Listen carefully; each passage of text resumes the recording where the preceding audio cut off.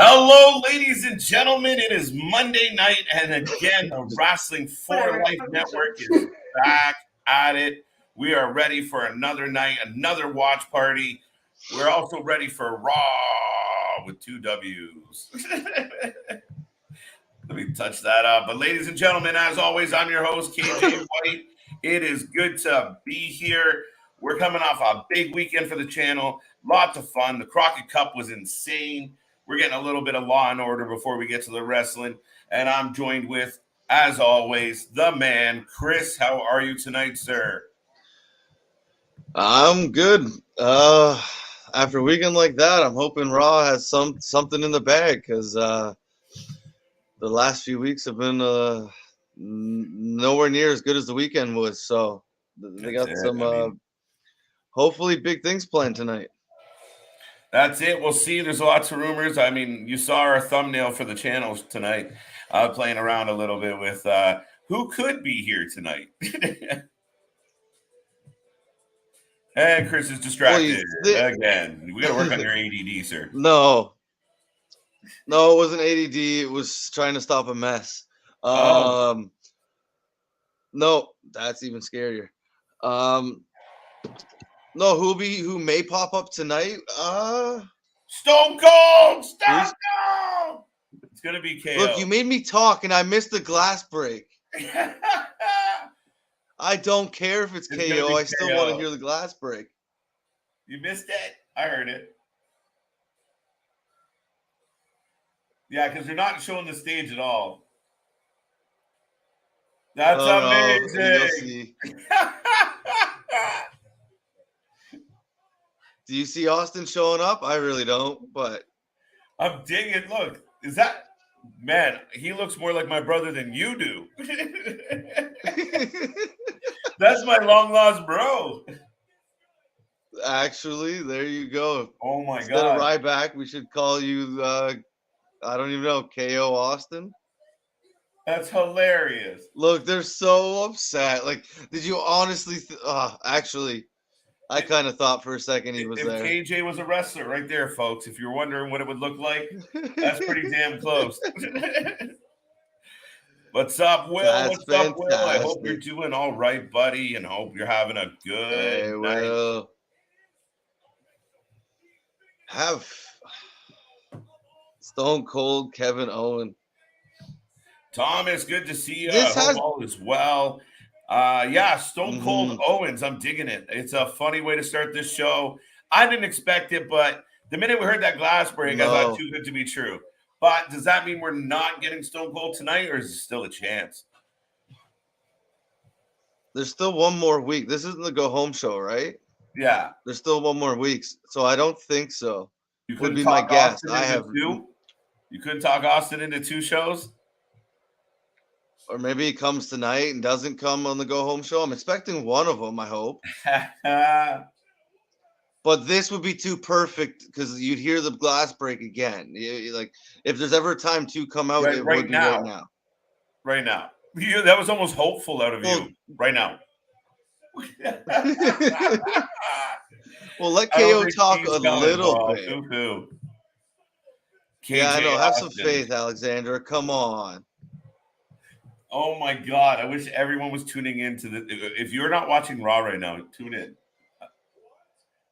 Other than the rubbery bumps on my head, that's pretty close.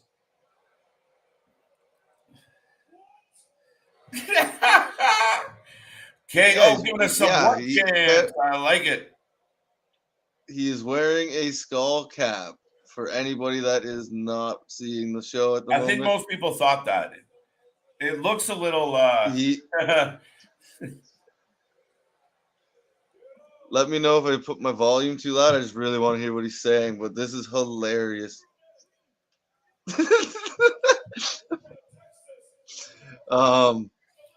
Yeah, so you have some fans agreeing. Yeah. With the whole that would be you if you were in the ring. I called it. I'm not even mad about it. Like, look at this. No.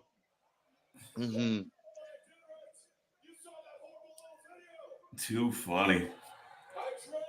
Pathetic little golf cart. Come on. Just use the WWE dye color and you're ready to go. I'm not doing it. I'm not selling out like Ciampa. Can't do it. Ciampa, Rude, like they all have similar like shades. So Like mad. I don't know if he does. His looks kind of natural, but He's the a little rest, bit like, younger. you can tell. Mhm. You can tell the rest of them. They're just all the Well, same. if like, you look shade by of his ear, by his, brown. like, if you look by his jaw, you'll see the gray. Yeah. So you right? Oh, they are hating him. Where? This is perfect. This is such a good start to the show. It's a fun start to the show. It's good energy. The crowd's into it. KO's good on the mic. He really is. He's really good in that ring, period. We want Austin. How long has it been since you heard that chant? Everybody, be prepared to watch That a is, mark blow. You're gonna get a mark pop for sure. No, dude.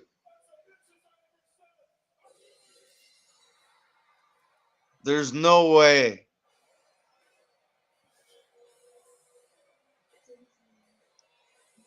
Oh, he's screwing around with us again.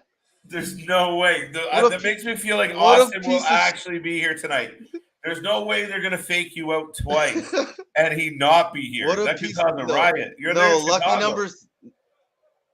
Lucky number 3 is no. There has to be number 3. That's amazing though, because everybody was like, "Wait." And this is crazy.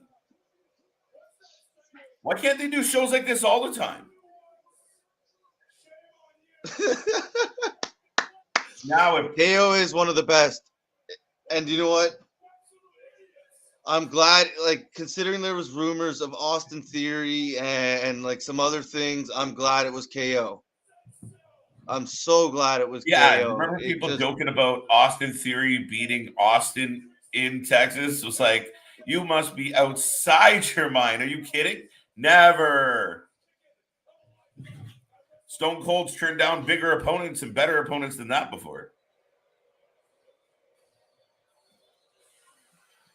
Oh, he can't catch. He dropped the beer. He's laughing. He's laughing because do you remember that stick between them two? Mm-hmm. Uh-oh. Wait, no, that's 3 times now. Sorry. Wait. This is no.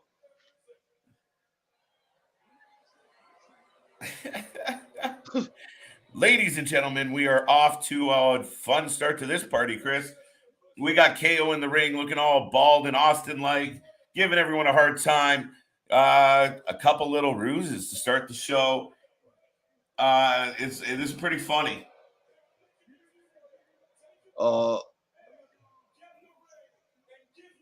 Here comes the stunner. There we go.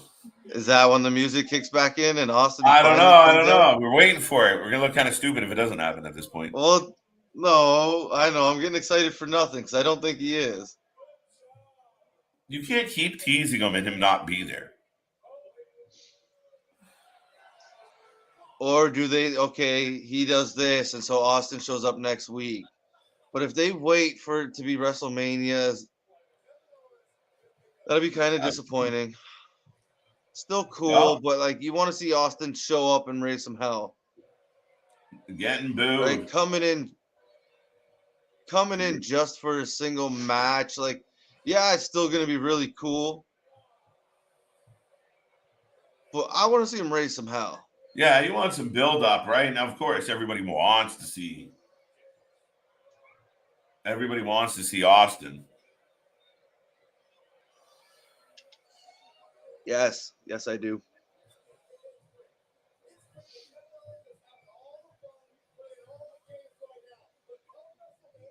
What's funny is he's supposed to be a guest on his show, and now they're billing this like a grudge match. I've been saying it the whole time. It hasn't made sense because even like the promo Austin laid out in front of his silly golf cart, as KO just said, it seems like it's a match. Like, right? if they didn't stop popping up with this thing, you would think it's a match. So it's interesting. Or is it just going to be all hell breaks loose and that's how he raises his hell? He doesn't need to come to Raw because it's just going to be just them beating the hell out of each other all over the ring. We're creating anticipation. Or arena. Yeah, no, we were wrong. This is where the glass should break, and you can just see it right behind him, like on the LED, the shatter. Mm-hmm. Oh, shit. Yeah, that's not Austin's style. He would wait and do it right until like when he's in the, like when he does that stunner, that's when it should like. Yeah. Oh, I hope he shows up next week. Now you know how I feel about Bray Wyatt for 6 months.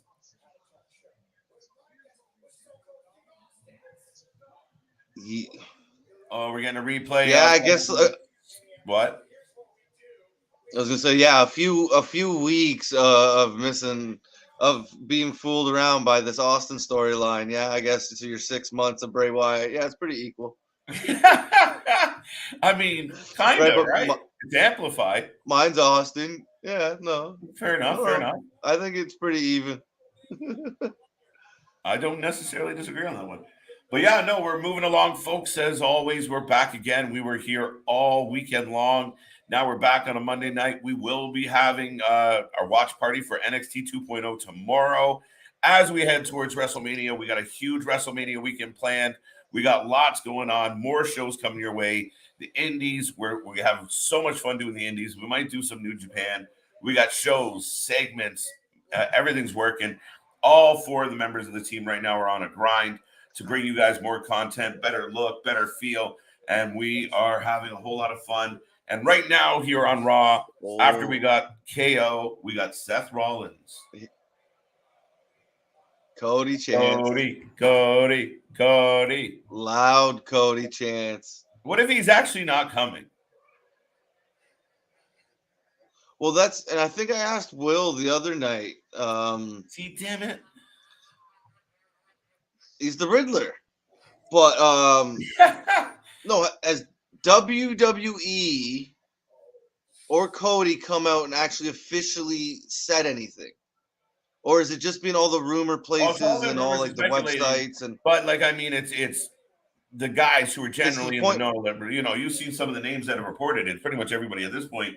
But still, it'd be a nice funny twist if it was all baloney. Good to see you. Welcome back.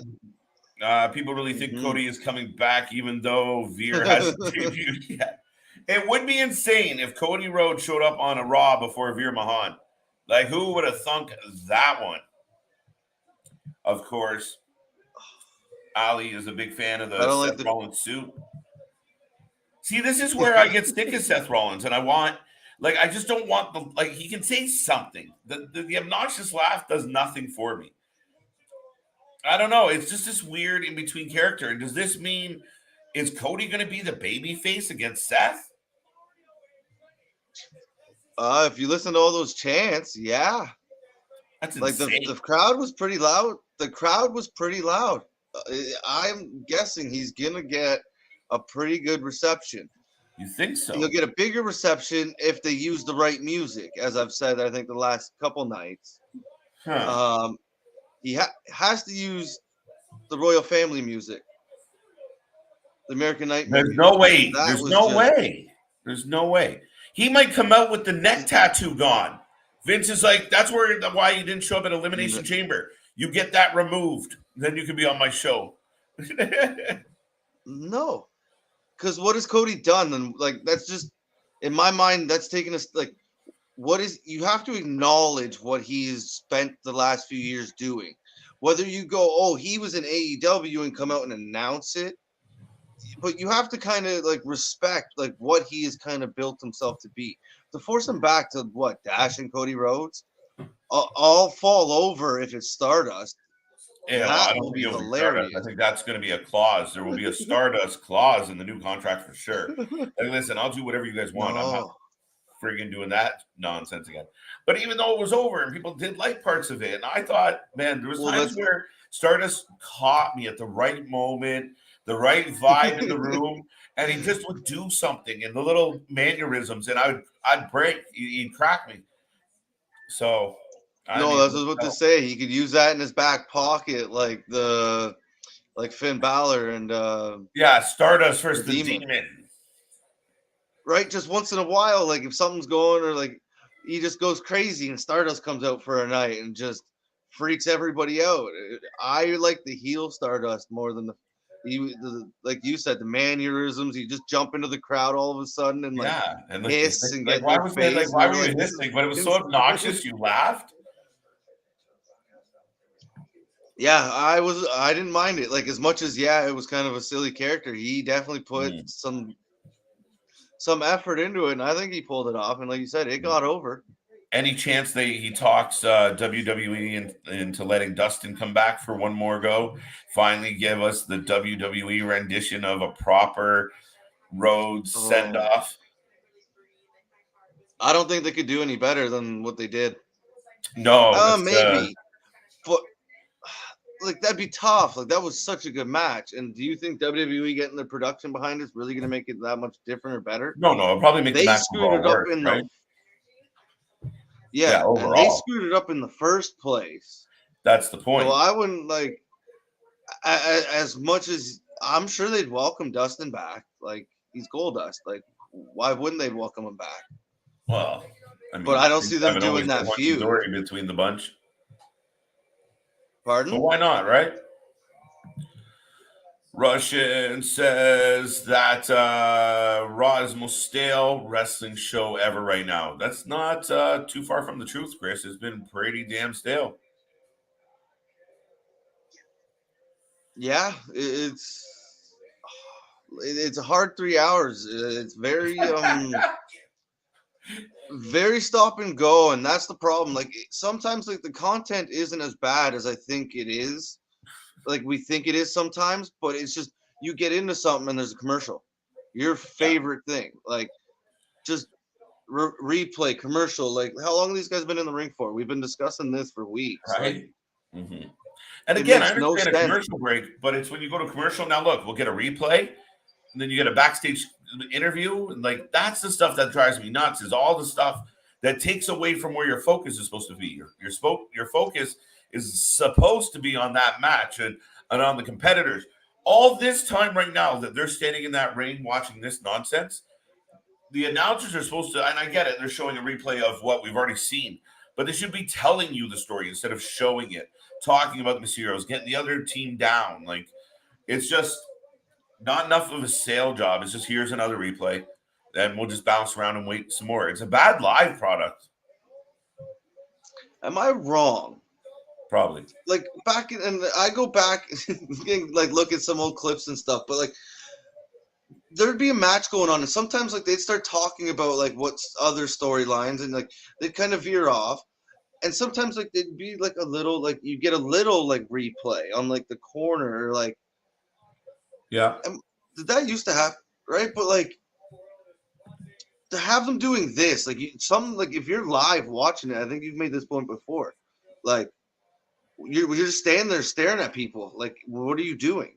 Yeah, I mean, it's a crazy concept, right? I mean, you always understood when you went to a live show, you were going to see some breaks, but I think now it's the point where it's a little bit crazy. Yeah, we got to clean the ring, tighten the ropes a little. Your typical stuff, not two guys wearing out the same spot for 7 minutes. There we go. Now Skittle has a good point here. Let's be honest, Cody's probably going back to New Japan or another company that has ties to AEW, and I completely agree. I mean, we joked about it. Does Cody somehow come in and have control of Ring of Honor? Is there some type of angle like that? You know, Cody and Brandy take over Ring of Honor, or I don't know how they play it, but I told everybody, and I've been on the record, until Cody Rhodes walks in the building, I will not believe it's happening. I have to see it. I don't know. Like you said, where there's smoke, there's fire sometimes. So it's just... Yeah. Where there's smoke, there's so many... Usually. There's so many different places reporting this.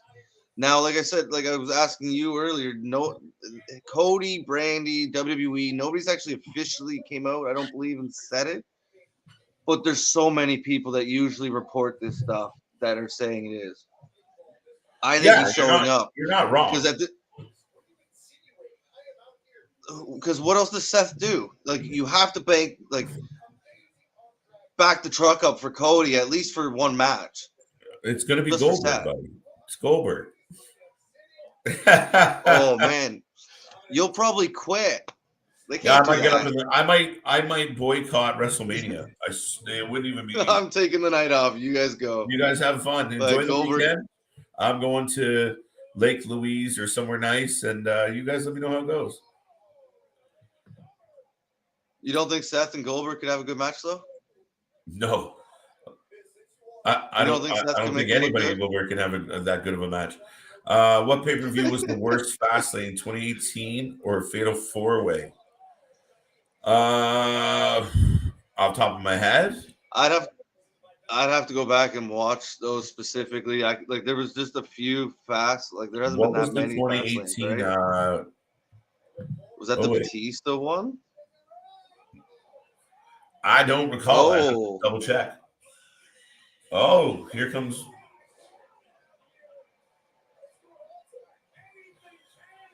For some reason, I think I remember. I can look it up quickly, actually. One Crockett Cup match is better than the whole Raw show.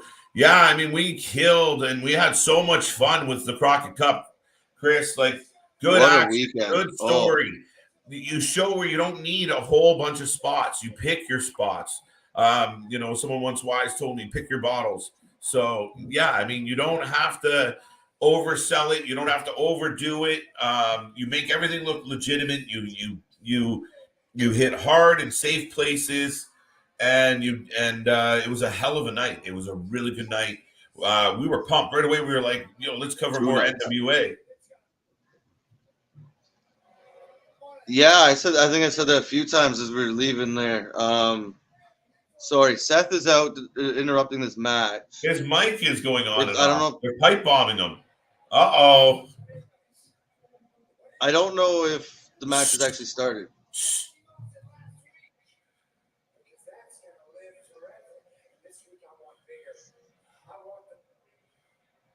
What? Uh-oh, something's up, bro. Something is up, ladies and gentlemen. Seth is having some microphone issues. So is he going to stand there for 7 minutes now? Like, see, that's a weird one to go to commercial. Oh my god, that's a weird one to leave. Like, I think. What does he just walk away? Is that it? Is that the cliffhanger? If he's still he just walks away, dancing, you're like, what the hell were you doing? That's atrocious. No, that is horrible. That is, if that's how it ends, like I'd almost rather walk away and run up to him with a camera or something and catch him backstage. But once again, I thought that was going to be a. Sorry, didn't know you were still going. What are you saying? No, go ahead. I thought that may have been a Cody moment. It's that close. It felt that close. That's why I shushed you. I've got a lot of hope. Roman Reigns for the 84th time. Do you feel like we've seen this too many times, Chris? Yeah, straight up. No, this variation for some reason, unlike it feels different than the past ones. Like this one, I'm actually excited for, and it's intriguing with the two belts, and you could go either way with the match, really, especially the way Brock is being and how often he has been around. But I think we all know where it's going, but I still think this one feels different than some of the past ones to me. Yeah. No, I agree with that. I mean, I get it. And the easy answer is, oh, shit, this stuff again. But the way this one has been built up, and it wasn't just like, there was times where we saw Roman and Brock and nobody felt like Roman belonged in that match. Like he didn't deserve that spot or the vice versa. You know, there was a good storyline going on, and all of a sudden, you know, Brock comes back, gets the belt, fights Roman at the pay-per-view, and everyone's like, well, what just happened to my guy? So there was a lot of resentment and you know, feelings towards that. This has a really good feel. Roman's at the best he's ever been. He is clicking on all cylinders, and Brock, you know, happy-go-lucky Canadian Brock, Canada, is killing it. Like, it is fun to watch. So really, over the last couple of months, that's really been the only highly entertaining parts of the show. It's definitely been the most entertaining. It's their best feud, I think, going right now. And yeah, they're just two guys just on a different level than it seems than the rest of the show completely. And that's, yeah, this time around, it just feels different to me. It just feels like it's going to be a really good match and something I really want to see. Yeah, no, I mean, I think the story, it's not necessarily, and that's what we watched where, you know, our Skittle buddy here just brought up the NWA, the Crockett Cup. They showed you it wasn't necessarily everything that was happening in the match.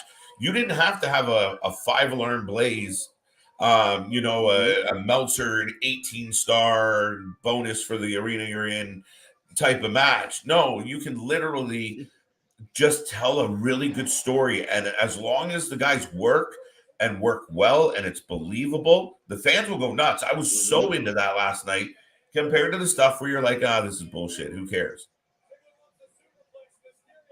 No, there was some matches that, like you said, there was nothing crazy. Nothing. It was just good wrestling entertainment. They told a good story in the ring, and you were captivated by it the whole time. And the crowd ate it alive from start to finish. And that was that weekend was really good. We've had a few of them now, and they're usually non-WWE pay-per-views that we're having these really, really good wrestling weekends. Yeah, we're having a lot of fun. I mean, AEW gave us Revolution. It was solid. Sacrifice was solid. GCW's been in there with a couple shows. Now we get the Crockett Cup. We're heading towards WrestleMania weekend, so there's tons of shows coming our way. Stand and Deliver, Joey Janela's Spring Break. We got so much going on, and I'm looking forward to all of it. Everything just seems to be amping up, and this is what we've been waiting for. We've been working our ass off since January, and then had to hit the brakes and reset and, you know, take off again, heading towards, you know, what we all kind of knew was going to be the big time of the year, which is WrestleMania. So we've kind of locked and loaded, and we're heading in that direction now. And then you see the wrestling shows kind of doing the same, because even the other shows have to pick up their game because of what's happening. Yeah, right? Like, it's just when you're putting on shows like that, you're getting people's attention. So unfortunately, with especially Raw, they can't seem to build any momentum, and it's because they kill their own momentum all the time. Really? And that was it from Seth, eh? That was, yes. We didn't even get back to that. And to go back to the Brock Roman thing, we didn't even mention the Paul Heyman aspect of it either. No. Which is another, like, little, but yeah, Seth just walks away, I guess, and that's better than him standing there waiting for the whole commercial, though. Yeah, but the Mysterios were in that ring the whole damn time. Well, he came out after Ziggler and Rude did. Yeah. So but the Mysterios were in there from before the commercial, the replay, the entrance, and then. And I guess I don't know. That's insane. Do they get paid per like time per in the minute?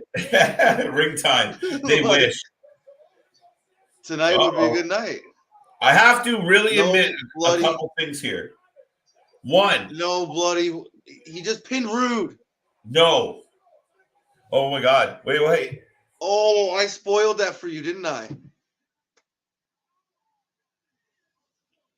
I might be ahead of KJ on this. And I might have spoiled that for him. Oh my God. I don't know what just happened. The minute they counted that 3, my head exploded. I am allergic to this nonsense. But you're playing that game. Okay. This shit. Yo, they took his mask. What the hell?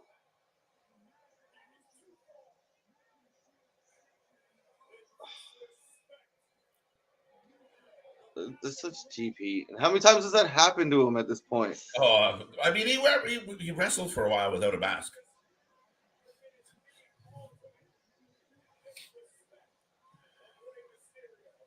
This is Okay. insane. So here's the thing. So that's their Mania match, I guess. Pre-show. You put that on. That's not. Mysterio Logan versus. Paul's not hitting the pre-show, buddy. Oh yeah, that's who the. Oh yeah, I guess. Yeah, how forgettable is that whole situation? No. Yeah, exactly. No, for a second there, no, I won't lie. I went blank with that one. 1 second, Chris. Because there's no Logan Paul out there. I don't know. I forgot. You see Ziggler and Rude. I'm still like Rude takes a pin. That poor guy deserves way better. More Seth. Seth is dominating the show so far. But back to Rude. He got pinned by Dominic. Does anybody think that is like? Yes, you can have the right storyline and the right way to do it. But to just have him go over like that, like it's nothing. Boo! Like I get they got their ass kicked after, but it's still shouldn't happen. I don't even see like Rude shouldn't even be in the storyline.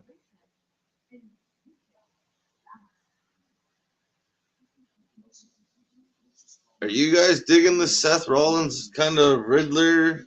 That's kind of what it reminds me of. I think KJ might be right. I think he laughs every sentence. He's going a little nutty though. Sorry, bro. So we'll Sorry, see where bro. that goes. I literally broke out into a All sneezing good. fit I after got all it. that shit happened. Oh shush. That is awful. Why didn't they leave Dominic? Did you miss? How does Rude? That's what I was going on about when you were gone. About how Rude deserves better. Hold on, Yes. this is gonna be funny. Out for blood. Oh my god.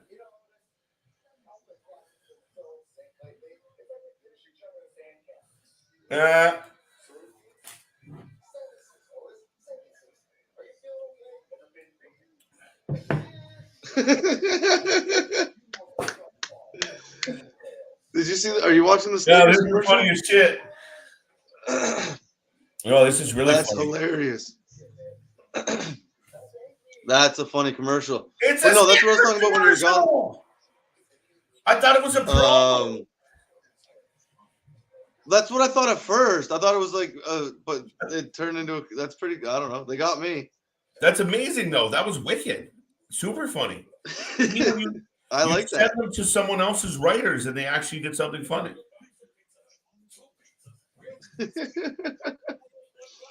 Yeah, I think Gable's coming into his own though. I think A little the bit. fact that A little bit. they're giving him a little time, and I think he's coming. Like he's really finding his niche here, and he's doing well.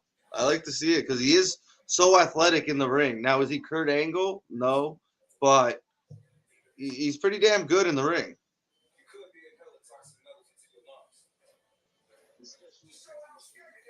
And then what I was saying there while you were gone, like, is that not like should Rude even be in this storyline?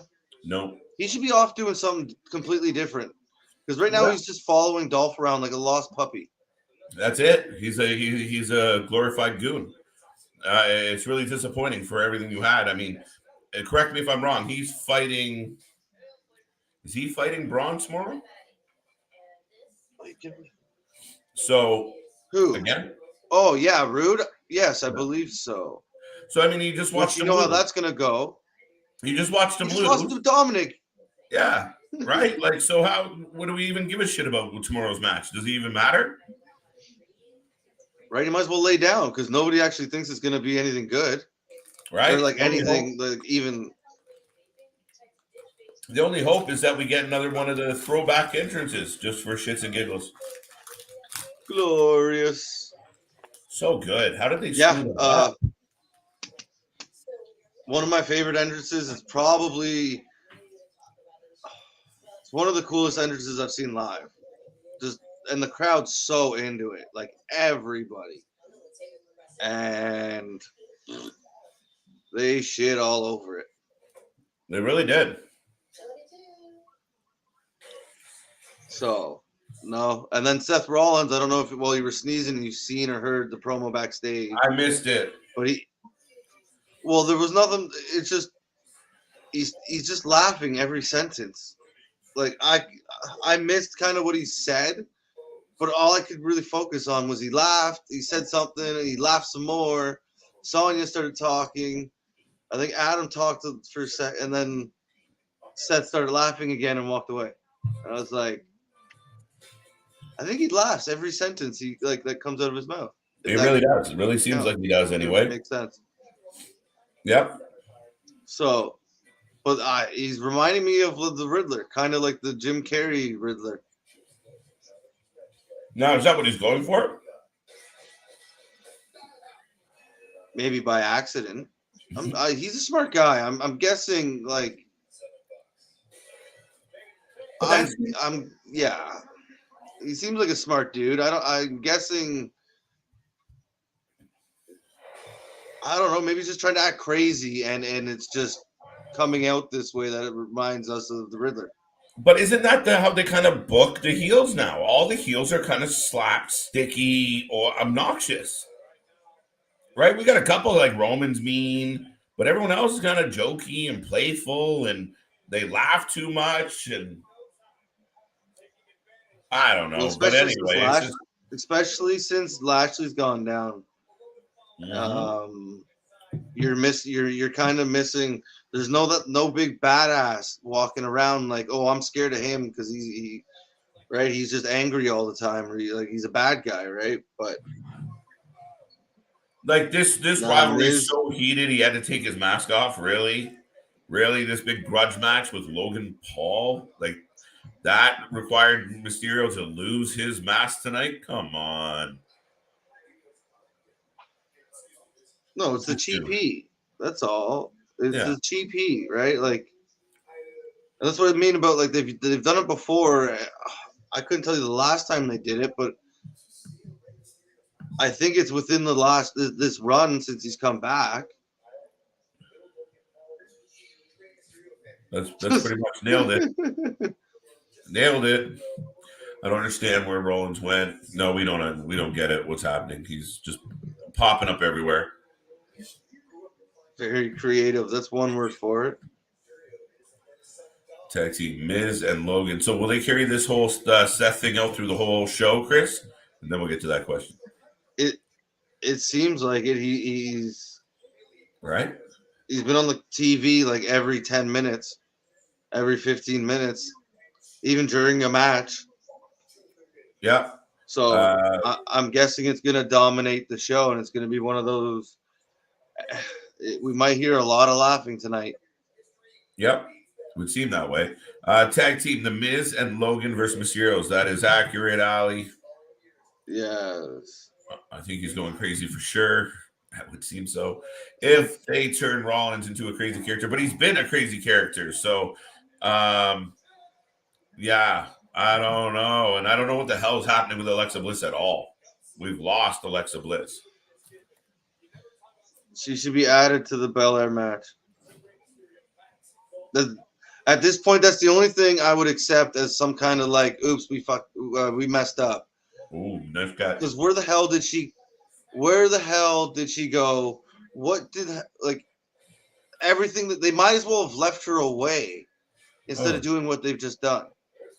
We're getting the SmackDown breakdown of the matter. They've already showed this 800 times. Like, come on. Like, you just want the show to, like, come on. I swear you get, like, replays of, like, a week, 2 weeks ago, and then, like, you get to the pay-per-view, and you get to, like, the story package and you get before the match, and you get the whole thing. They go, like, months in, like, they just show you things from ever now. I'm convinced it's because I'm convinced it's because Vince has, like, the onset of Alzheimer's.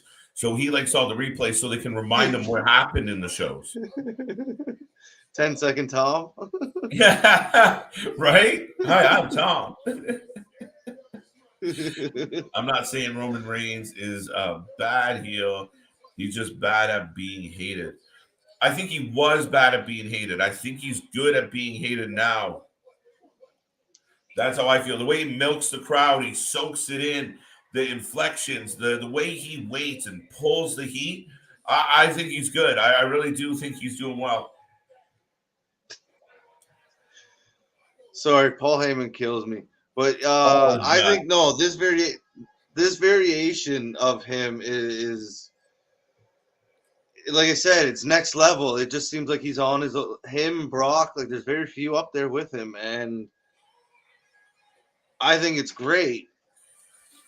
Where was I going with that? Sorry, I'm watching the replays from last week, even though I seen it already. Yeah. Because it really was. I just no, is he a bad heel? No, I just think he's being so good at a heel right now that he's starting to get over. They're starting to cheer for some of the things he's doing. And I've noticed that the last few weeks. So if that happens, well, you got to turn him, I guess, or just leave him. I don't know what you do because he's been good. And now you're going to reverse it the other way, or just let him keep doing what he's doing. Yeah, I mean, absolutely. I mean, I think he's just progressed and got better and got better and got better. And it's the little comments and the little digs and the sarcasm. Even at times they do a contract signing and all hell breaks loose, and he's just sitting there, calm, collected, stoic. I think he's dialed right in right now. He's just got a whole different swagger about him. No, I don't know. Maybe pardon. But I don't think so. Well, Alexa Bliss came out as what's her name? Yeah, her and Liv both have the Harley kind of look to them. There you go, Harley Quinn. MJF. I guess it's 2011 Miz. Wow. I mean, 2011 Miz kind of made it all the way to the top. So, but MJF's fired. But I don't think I liked Miz until well after. Yeah, he won the belt and he had success before then.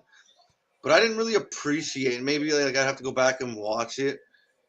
But it was only after a certain point. I can't remember what exactly it was, but I'm like, he's gotten so much better. But I'd have to go MJF if it's 2011 Miz. Yeah. Do you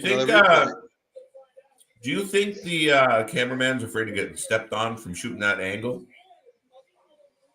Holy shit, like on the ground, this guy is 94 feet tall. What's better, Adam Cole's WWE or Ring of Honor theme? Ooh. Like the NXT one? I like the way the NXT's WWE entrance worked. I mean, just the timing. They're both so similar, though. They very much are. To me, I like his new one, the current song, the best. Mm-hmm. Oh wait, Ring of Honor theme. Yeah. I'd probably go WWE. Yeah. Yeah. I'd probably go WWE. There you go. I've seen it live. It was cool. Yeah, you got to see that live. That's crazy. I didn't see that one live. And then back to your first question there, I just kind of laughed at it. Yeah, the cameraman's probably terrified that he's gonna get squished. What a silly way to do that. I don't know. There's got to be a different way to make him look really, really tall. I like this one. What theme's worse, Brie mode or Rhino's theme? You know what I'm going to say? Brie mode. Brie mode's worse? I have Rhino. Which theme's worse? Brie mode is worse than Rhino. You think so? Yeah, I have Rhino's signature upstairs. I'm not going against him for You Brimo. have no, I didn't know that about you. You can't be on here with me with Rhino's signature kicking around. You're a Rhino fan. Oh, do you know I what? mean, Ryan, yeah. Time out. What? Like, I'm so confused. You should be, What because did I do wrong apparently here? I need to start over and I just completely glitched out. I was thinking Ryback. Let's move on. Rhino's awesome. I'm glad you have his signature, and I actually did know that. So dumb. I was like, Ryback. Who can his feed? That feed me more I'm shit. sitting here. Did you see me leaning forward? Because I kept double checking what the comment said, because I was like, okay, that's. And then I'm trying to think, like, is there something else named like with Rhino? What's And then you were KJ's piece with finally, Rhino? it clicked, and I was like, I had no idea where the hell you were going. But okay, yes, no, Rhino, awesome. I choose him any day over Brimo. Yeah, Rhino. That's by far. Now that I figured it out, man, I was so dumb. I made you question your eyes. Like that's amazing. Like you're like, are my eyes insane or is he stupid? And no, it was not your eyes. So that's good news for you. Not so much for me. Oh, I still had to get pretty close, but yeah, no, I'm happy. Right. So everyone forgot when Santino Marella returned 2019 Rumble. No, that was just in and out. That was his thing, right? In and out. It never really lasted long, I don't believe. Looking completely different. Classy, wearing suits. I think it's some slick back hair. The slick back hair. Yeah, that's interesting. Yeah, a long way since the green sock on his hand or whatever. Yeah, absolutely. Oh, the Cobra. The Cobra. KO show main event night of Mania. I said that, Ronnie. And welcome back, by the way. It's good to see you again. I think I skipped your hey. There you go. Don't want to leave anybody out. We try and click on all these boxes, but as you can see, I'm a bit slow at times. Hey, Ronnie. There we go. Sharing the love with the fam. It's nice to see. That was my assumption. Didn't you think so, Chris? Well, I don't know, because they've announced, like, I swear, maybe I'm wrong, and maybe people like out there can correct me, but I swear they've said, like, both women's match have claimed they're the main event.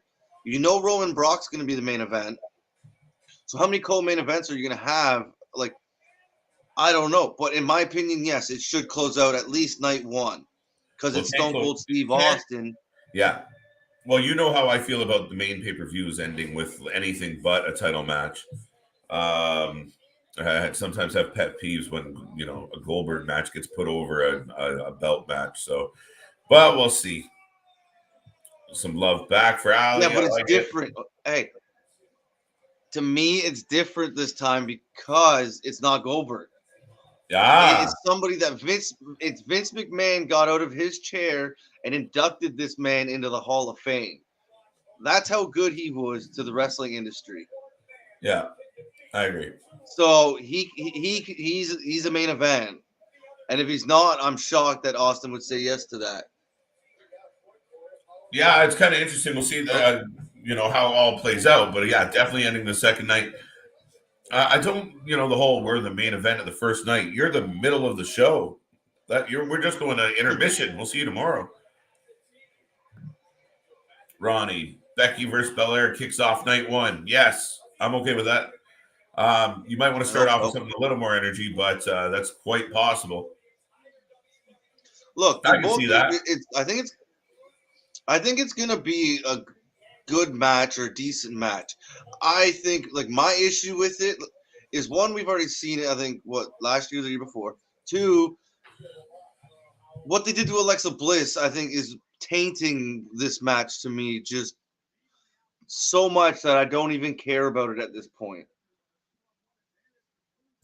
Yeah, but I mean, I know you're bitter about Alexa Bliss, but a lot of people out there don't like her, don't think she's good, don't think she deserves the accolades that she has. A lot of people are frustrated that she kept going over. Now, listen, I'm not going to lie. I'm a fan. I do think they botched it a little and got a little too stupid. There's a big problem when the doll starts winking. You know what I mean? But anything she's done usually gets over or like comes out looking awesome. And then you throw in the ring and she can go. Right? So I don't know. I'm a big fan of Alexa Bliss, and I think they screwed it up royally, not a little bit. A little ball, yeah. You can't give us those vignettes, even if the vignettes sucked, and then just drop the ball. Like, how do you bring her back?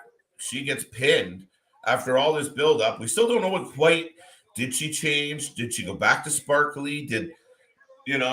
I don't know. I don't get it. And I didn't want to see Belair. No offense to Belair. She's got a bright future, but let's just get her out of our face for a little bit. Is he fighting them both? Wow. We're not I missing thought around. I just heard a bell. Yeah, he rang the bell. Anthony, welcome back to the show. Good to see you again. It's a pleasure to have you. I understand Rey Mysterio punched Santos in the face, but I feel that Santos would have been pissed off by The Miz taking Rey Mysterio's mask off because he respects Santos as Rey. But Santos is a heel, and Santos has been known for taking his mask off, obviously, at this point. So, yeah, good point. But, Anthony, was it you that suggested that maybe somehow this ties into Dominic turning on his dad and maybe joining? It might have been you the other night that brought that up. But, yeah, it's just weird. It's kind of these splintered stories that we see where we're not quite sure who's mad at who and how this is all going to turn out. And then, right, it's kind of what we got with the Dolph, and the Rude situation tonight, right? You're like, why are they involved? Why is Rude what is happening? Yeah, like where'd that come from? There's no like. Oops. I keep saying it, but like back, like there used to be like you would see them like walking through the hall and like bump into each other, or the general manager would walk up and say something, and then like they would turn and be like, "Hey, do you want to be like help us out or help me out tonight?" Or like you kind of see something. It wouldn't just be all this randomness. I think he's killing them both. Time out. Listen, I'm not a fan of Apollo or Aziz. And the ref is refusing to count because he can't get the shoulder down properly. Are you friggin' kidding me? Honest to God, that's your choice in that moment? Just count it. This was a stupid match, stupid idea. Yeah. Apollo looks like a bag of garbage. Aziz looks worse. But do you think But it's leading to these two fighting like one-on-one, right? Have they been in a match together yet? What's the point? Yeah, he beat all of them now. Well, he beat Apollo, and he beat Aziz, right? Now he beat them both together. There's no point for them to have a match. He just beat him and a friend. Why would he do any better? No, hopefully it's over, but I don't know what else you do with them. But are they just really trying to build up? Is Omos going to get a push almost up the ladder? You got a microphone. What up with that?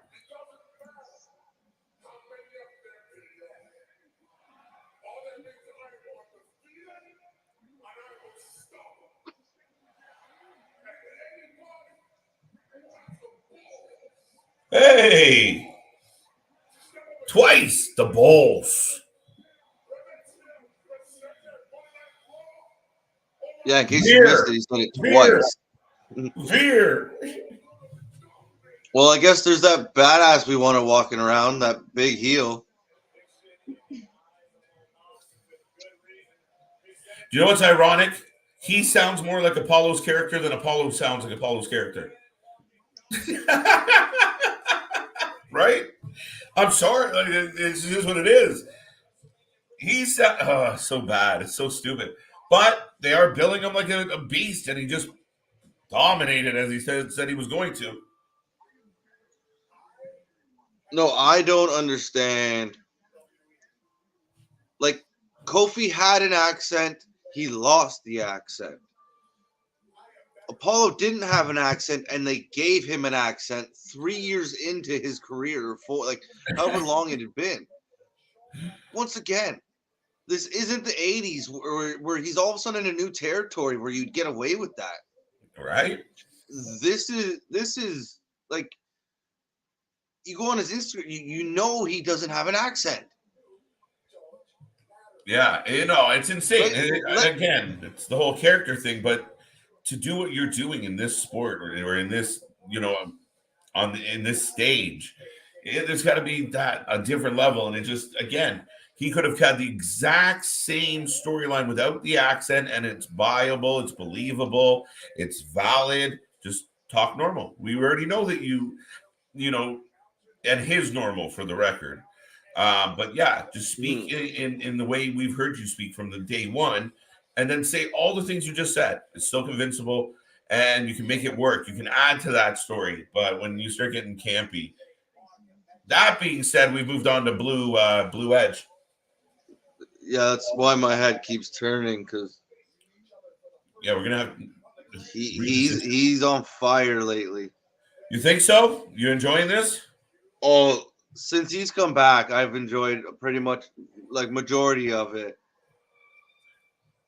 And then like what he's done like since he's come back, like because he went away for a little bit, and then like he did the Beth and the the tag team match.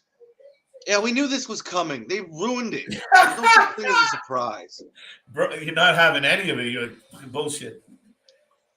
No, I can't get the surprises I want, and then they keep ruining these surprises. Like you have one, okay, you can't get Austin, you can't get Cody, but here, we can give you AJ. No, we're going to tweet it to you first. Like, why? No, it's crazy. And it's funny because last week on air, we were talking about, like, you know what? AJ's coming back. They have the perfect opportunity. You don't know when he's going to strike, but, he's out a couple weeks, and out of nowhere, he pops up, and the crowd pops. They're so happy to see him. He goes over a little on edge, and we start moving on with this storyline. And that night, before, we said goodbye to the fans, we said goodbye to each other, and before I got to bed, my phone buzzes, and it's you going, they announced it. And you're like, son of a bitch. Now, some people are going to say, wow, KJ, Chris, they need ratings. They want ratings. The ratings come from the buzz you generate. So, yes, you can go for that cheap pop, that sizzle. But when you got some steak, then you start building. So it's a little nearsighted, but then again, don't let me tell $1 billion company what to do. No, 100% agreed. There's a million different ways to have him come back, right? Like, what was Edge's moniker gimmick for a long time? The ultimate opportunist would just pop out and do shit. Like, why not give a little bit of his own medicine to him, right? Like, give us right. Like, that's not hard to figure out, right? Play buying games back. Don't tweet him and be like, "Hey, I'm coming." Like, that doesn't, that's not scary. That's not intimidating. There's no surprise to that. That's like, and okay, the ratings, whatever. That's bullshit. Because he surprises somebody or surprises us all. Yeah. Then the next time you come to the show, it's like, ooh, what's going to happen? Because it then becomes a little bit more unpredictable. Yeah. Especially if you don't play their damn music. No, I mean, that was a big part of old school wrestling was like, I mean, there was a long stretch there where everybody was tuning in because just nobody knew what was going to happen, right? You never knew. All of a sudden, there's Six is on, back with the NWO, and then, this guy's over here, this guy's over there, and you're like, so everybody just wanted to tune in. They didn't have to pre-tell you because, no, we're not going to tell you because if you don't like what we tell you, then you're not going to pay attention. And the best example, we were, obviously a historical moment, but, they shoot their mouth off about Mick Foley winning the belt, and everyone's like, that's cool, that's buzzworthy, click over. They didn't tell us a week in advance it happened. Well, they kind of did, but they didn't want people to know. Again, if you create buzz on the show, consistent buzz, and again, I think they play to if we say AJ Styles is coming back next week, we'll be up, a slight percentage in the number of people tuning in. Meanwhile, your loyal fan base, insane people like you and I that show up every week are like, oh, shit.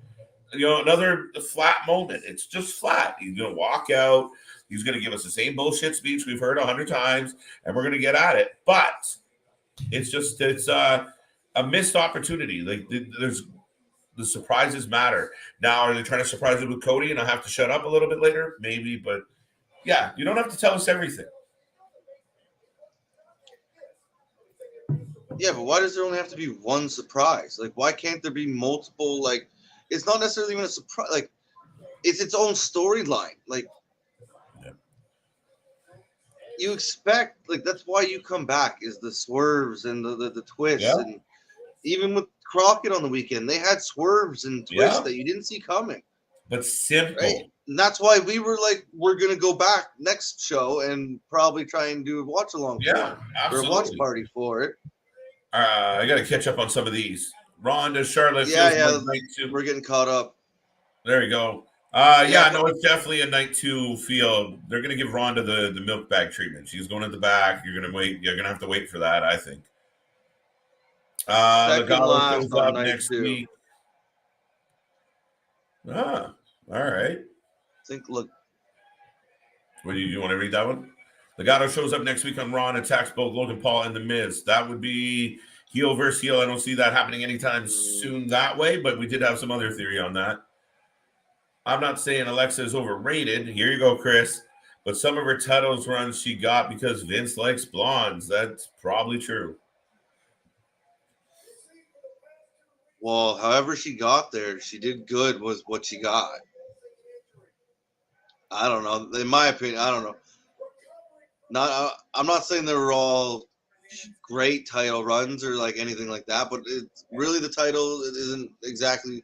I don't care about the title. It's the stories and like the way she portrays her character that I think is cool. Mm-hmm. Even when she was doing the talk show and I think she did well. And I mean, that's part of. It's one thing to say Vince likes blondes, but that blonde has to find a way to get herself over and to get booked again. So he might like a blonde, but if she goes out there and falls on her face, if she's Dana Brooke, then you don't get title shots. You end up kissing Reggie on live TV. Exactly. So it's not just it's twofold.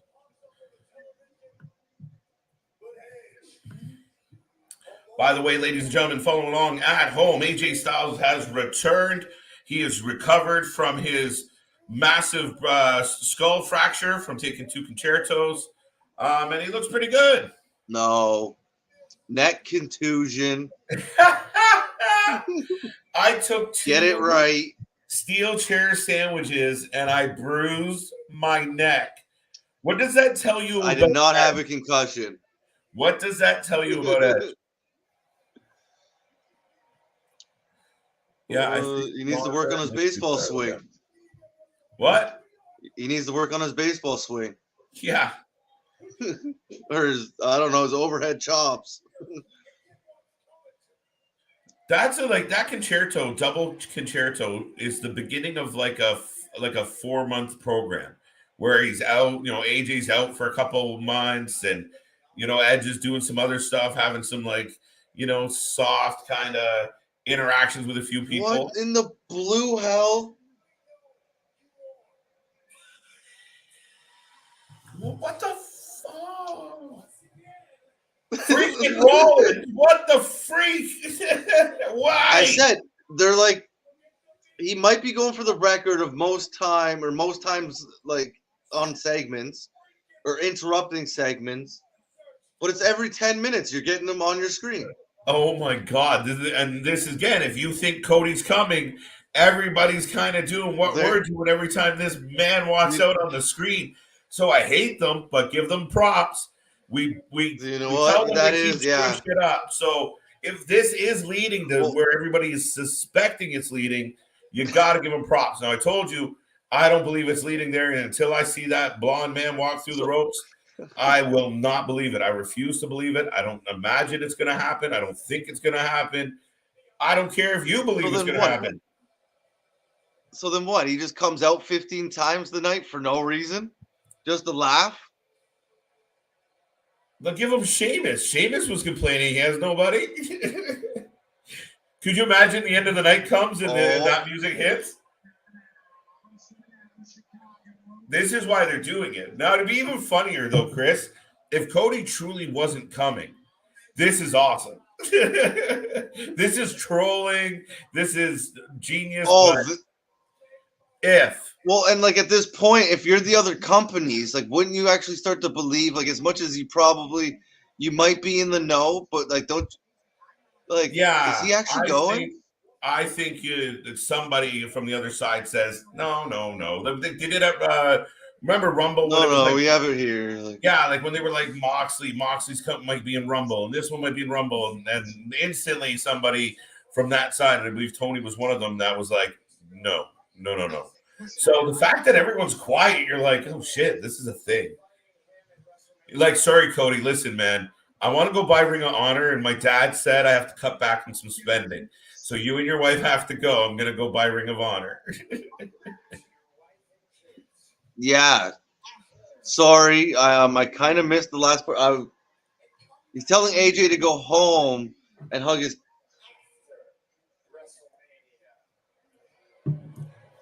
Triple threat. Oh no! Could you imagine? No, I don't think that's what's happening. I hope not. I'd die. No, he wants one. He wants one-on-one with Edge. That's the and so that's the shtick. He's trying to work himself into everyone else's shit, and then someone else is going to oblige him. Which will it be? The Nightmare himself. I've always wondered if they still announced Kofi from Ghana, West Africa, when he's from Boston, Massachusetts. It's a funny thing, right? I mean, in that one, if he's going back to his roots, I completely understand that connection. And again, yeah, it's just funny that he was Jamaican from Ghana. You know, like. Mm-hmm. No, he had an accent. Yeah, like they change characters' birthplaces all the time. There's been a few others. There's been a few others, and I'm trying to think of one that had an accent and then it just disappeared. It's a Lana. Ding. I'm gonna be good at our trivia games. Woo-hoo. Yeah, you know what? I had a plan for that, and then it didn't go so well. So we're gonna try again soon, like tomorrow maybe. But it's all about timing. You're gonna have to tap somebody on the shoulder and ask for some help out. Dun, dun, dun. So Seth is getting the crowd all worked up about this nonsense. I don't know what the deal is. Yeah, I agree. You're coming out with an accent and you're flipping back. Absolutely, Ali. It's too much. Enhancing your voice is different. Yes. Yeah, you say that. Like if you're, you go to a quiet talker loud. Yeah, absolutely. But the accent is when you're acting, when you're boldly acting, it really takes the shine off this show. No, like I said, there's always it's they have writers. There's a way to they made you believe Goldust had Tourette's, right? Like there's ways to do things. Yeah. They just don't know how to do that anymore. Oh, wait. Oh, son of a bitch. Wait. Ha! Seth's got to pop out of me on that one. Good for him.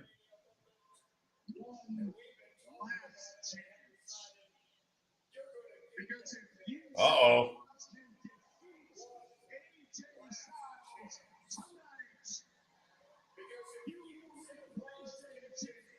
Oh, son of a bitch. Like you said, that's the shtick, which is just horse shit. Wait, time out. There's so much wrong. I forget next week. No, look.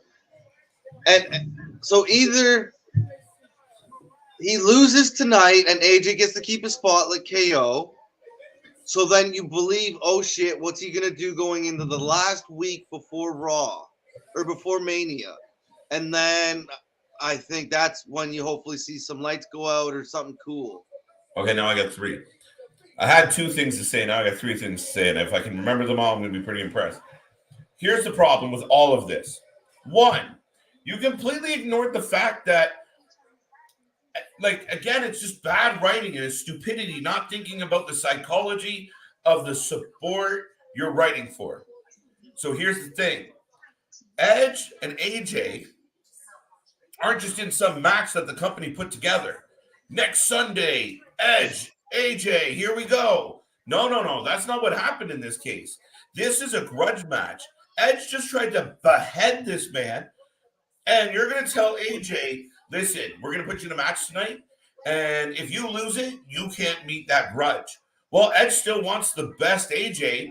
So doesn't Edge get a moment of like, wait, why am I fighting Seth? I'm done with Seth. Really? Like, this is what you're going to do? So A, that's a problem. B, if Seth loses again tonight, and he is being set up to face Cody, yay, Cody's facing a guy who can't win. He's facing a guy that looks like garbage for a month. A guy who begged to get on this show. It doesn't really hype up the whole competition thing. No, but I think the one thing that kind of can get away with it is the fact that it is Seth Rollins. And yes, the tag team champions are fighting. Carmella is not taking it seriously enough for Zelina. Well, so anyways, back to what I was saying. Yeah, okay, who cares?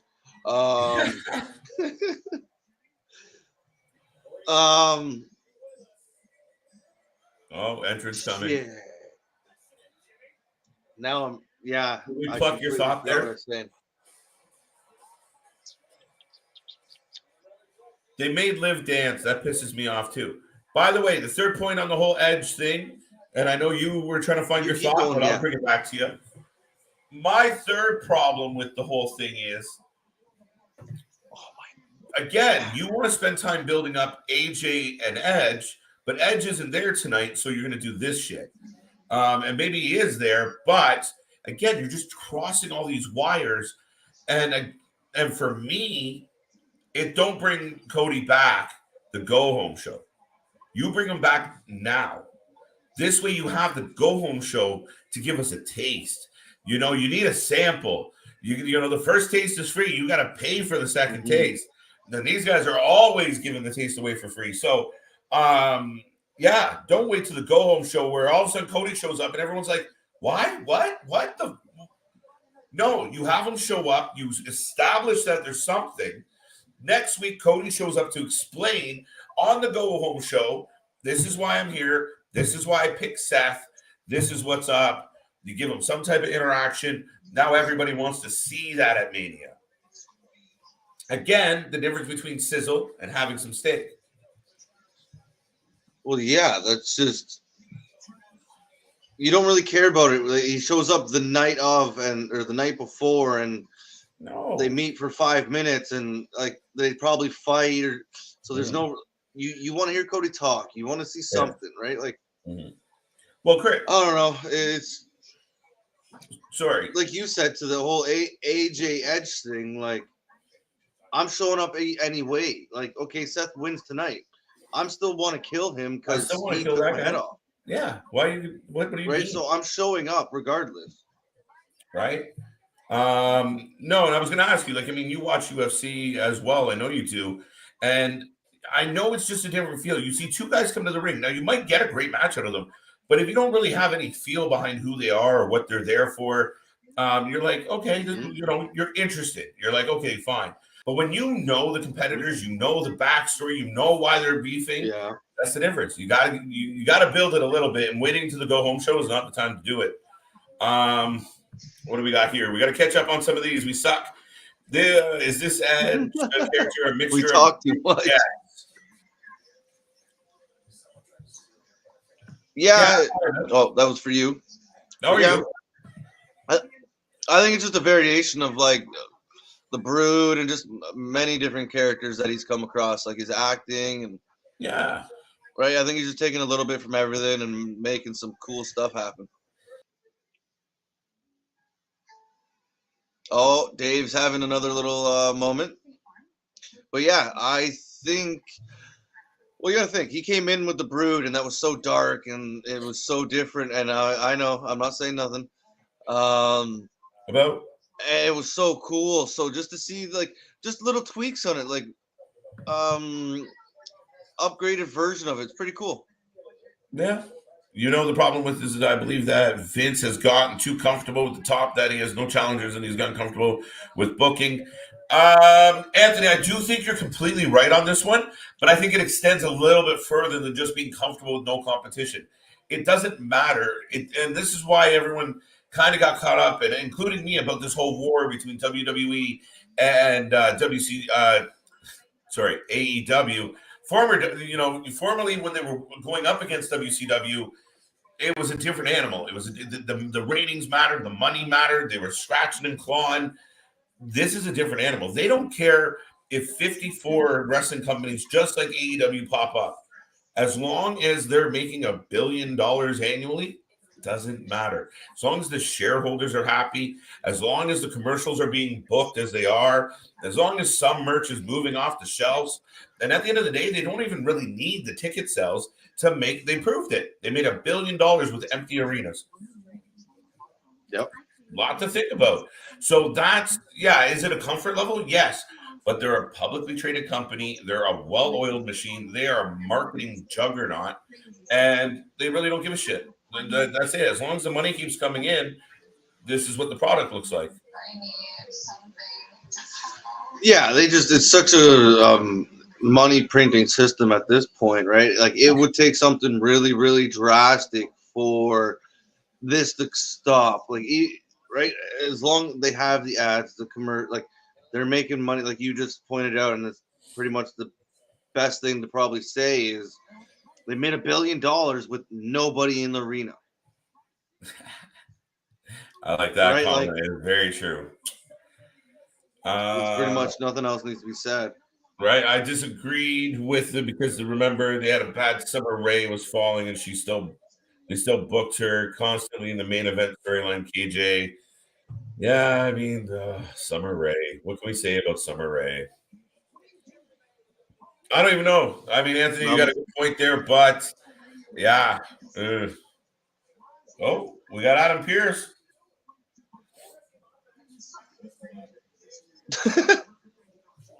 AJ saying what I said, because that's what you should say. Are you stupid?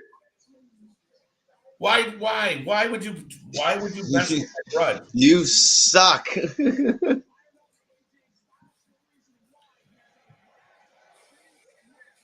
But it would be the dumbest thing ever to make AJ Styles lose his match. So they can't, like, unless there's Edge comes out or there's a twist. But no, but neither one of them really should lose his match. But then it becomes a triple threat match or something, and no, that's disappointing. Could you imagine? It would be a decent match, though. He definitely coming, Seth, Cody, Mania. Yeah, Ronnie. It feels like they're teasing us. It feels like they're teasing us. But see, that's my point there, though. Is at this point, I want to see Cody. At this point, I want it's to got to see be Austin Cody before Mania. It has to be Cody, and I don't know. They've backed themselves into a corner, kind of like, and maybe it goes back to that Shane McMahon thing, but because that's who I read his opponent was supposed to be. So if that was what happened, like when they got rid of him, they're like, "Oh, who do we get now?" Well, we should have thought of that before getting rid of Shane. Then, absolutely. If Cody doesn't show up, but at this point, I think he is. Yeah, we read that one. And you've got comfortable top, and then we got this one. Maybe the match gets interrupted. Yeah, it's my name's not up tonight. It could be a squash completely. Absolutely, why not?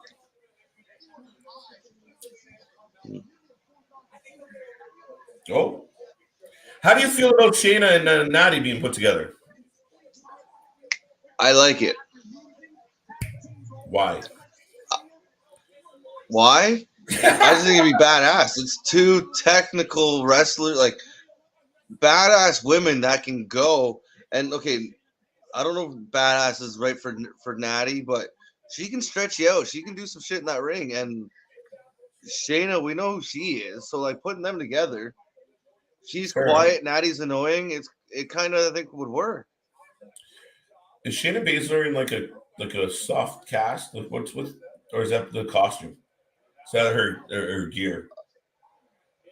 Like is she wrestling in a soft boot? Are you talking about her legs? Yeah, the It would yellow and have red to. striping on the boot.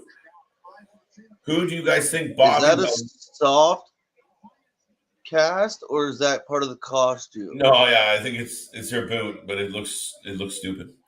Who do you think Bobby Lashley's opponent is going to be at Mania? I don't think Bobby's going to be at Mania. Nobody. I think Nobody. he'll be watching from his couch, hopefully getting rest, and hopefully he'll be back soon. I believe it was his shoulder.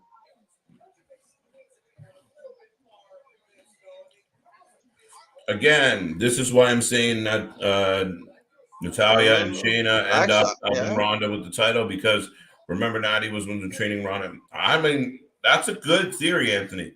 It doesn't quite fit overall, but they can make it work.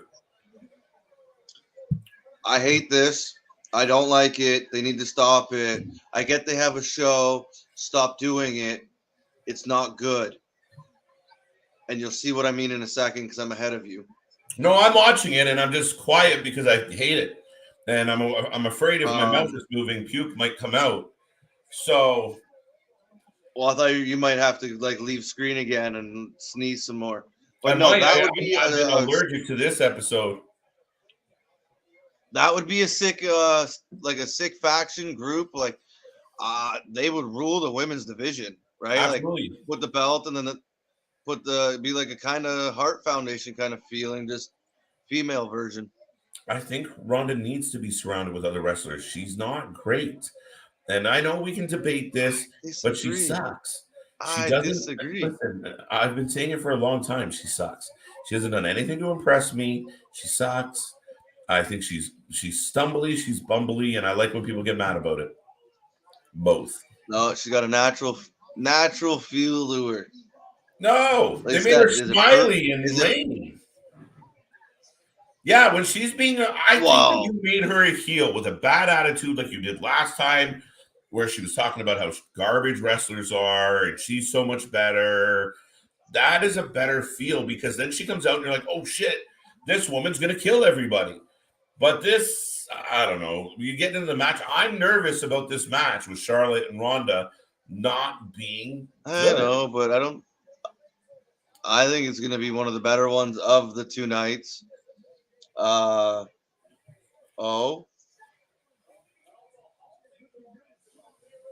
Zelina is pissed.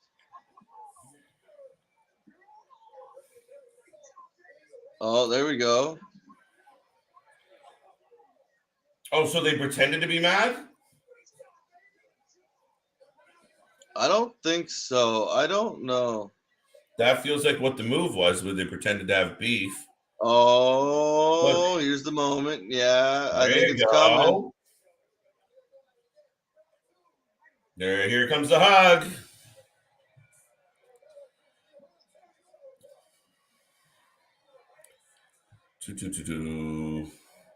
You know what? I could, because if Zelina stops doing the accent and stops waving. I don't mind the waving. I pick one accent. I could get behind this because then maybe she talks more than Carmella does, but like it could work as like a heel tag team that you just despise. Don't say it couldn't work. They just gotta book it in a way that it does work. They just gotta stop with the like. I hate. Why does every King of the Ring person do this after? Like sometimes it works, but like the crown makes you British. William Regal comes out and does it, right? I don't know. I guess. I feel for me, when Ronda Rousey first came in, they should have booked it like they did when she with Shamrock. When he came to the WWE. Yeah, that's what I was saying. Like that type of attitude, that type of, and she kind of had that before. They were arresting her for Christ's sake. Well, now it's kind of like you see that like switch goes, I guess, in her head, right? Like all of a sudden she's got that frown on her face and like she's just angry and she's walking really fast and right to the post. Right, so I don't know. You know, the problem there is like she's a big name, so try and hold on to her following and keep them happy and blah blah blah blah blah. Yeah, that's bullshit. I mean, they're gonna follow her anyway. She doesn't have to be happy-go-lucky Rhonda. No, but I don't know. She at least still has that switch where that badass kicks in, and I don't mind it. I think you hate on her just a little too hard. Really? I'm not worried about just right. I think the match at Mania is going to be a good one. Rhonda is underwhelming at best as a face. She's decent as a heel, but definitely not great. Nick, good to see you. Welcome to the show. And I have to agree with my man Nick here. Thank you. Yeah. Dude, I just everybody's open to their opinion. Oh, here we go. But I literally think that as a heel, she's good. I mean, she's better. But the babyface thing in the hell is on her own is scary. What? Sorry, what the hell is on her face? And yes, no, completely agree. If she came out and looked like Shamrock, it probably would have been way better. Just doesn't mean I don't like what. Yes, doesn't mean I'd have to dislike what she's doing now. Becky, that's what I was waiting for. Not sure. Next, is she? Yeah, maybe Becky. Heavy Puerto Rican accent because remember, Vega is Puerto Rican. No, Anthony, it's a mix. So she starts with the British play, and she's kind of hello and everybody, my fan, and then she just loses it, and the Puerto Rican comes out a little, and then she kind of gets that American jive back in there. It's all over the place. It's a very split personality gig that she's got going on. I don't know if it's by design, but if she would just pick one of them and run with it, I think she'd be better off. Zelina can go in the ring. Yes. No, I've seen her live. She's awesome in the ring. Speak your normal language. Like, just speak whatever you sound like. Like, I don't care if it has a little, like, if it is a little bit Puerto Rican, or stop with the fake accent. Use your accent. There you go. Use your real accent. Yeah. There. Is that what you're saying? Yeah. Yeah. But no. Yeah, you're right. I think she could be like I said, this tag team could be way better if they stop with some of the like silliness. Stop crying to Corey Graves. I get it. I think it's leading to a match, but I can't figure out how yet. Right. Poor Graves. But I can't figure out how. I wasn't, and I mean, I was kind of a Carmella fan for quite a while. I didn't mind her. I thought she did some really good things. I thought she was good with the crowd. This whole thing, ever since she just started screaming, the minute she comes on the TV, like out of almost like self-defense, I turn it off. Like, I don't want to see it because I know she's going to scream. I know it's going to make my ears bleed. So, you know, as a defense mechanism, I just turn her off now. So, I don't know. Like, there's always there's always spots for like characters like that on the show, right? Like, you kind of always need, and she's pretty good at it, but she kind of has gone too far. Like the whole mask, the screaming, like I could do without that. I can't handle it. You think of yeah, no, I can't handle it. It's too much. CJ, welcome back. It's good to see you again, my friend. It's nice to have you here. The return of Asuka and Bayley tonight. Tonight, both? I hope so, but doubt it. Fingers crossed. I mean, I thought we were going to get Bayley and or Asuka at the Rumble, and I was wrong. Asuka was 100% cleared for Rumble. There's no way. Maybe I'm wrong. Maybe, but she was out and about for a long time. Bayley, there was mixed reports whether she was fully ready or not. I don't know. Mm-hmm. But yeah, let's get them back. Now I hear a lot of rumors about like the Monday after Mania. Like, I don't know. Mania is going to need some sizzle, guys. Well, at this point, like, what is the Monday after Mania? Is just going to be like a lineup of people returning and debuting, and showing up because like you got Alexa missing, you got those two, like there's others. Like I don't know, I don't get it because yeah, Asuka's been cleared since before Rumble. Bailey, I think, was like 2 or 3 weeks after Rumble. I heard, but nothing. Oh. Ooh. I thought Jared DQ Cardona last night. Yeah. I thought of Jared DQ.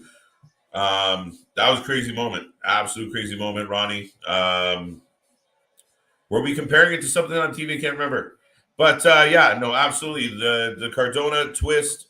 And again, that's kind of what we were talking about, Chris. You can do it very simple, very real, and still get your point across. Somebody still got screwed.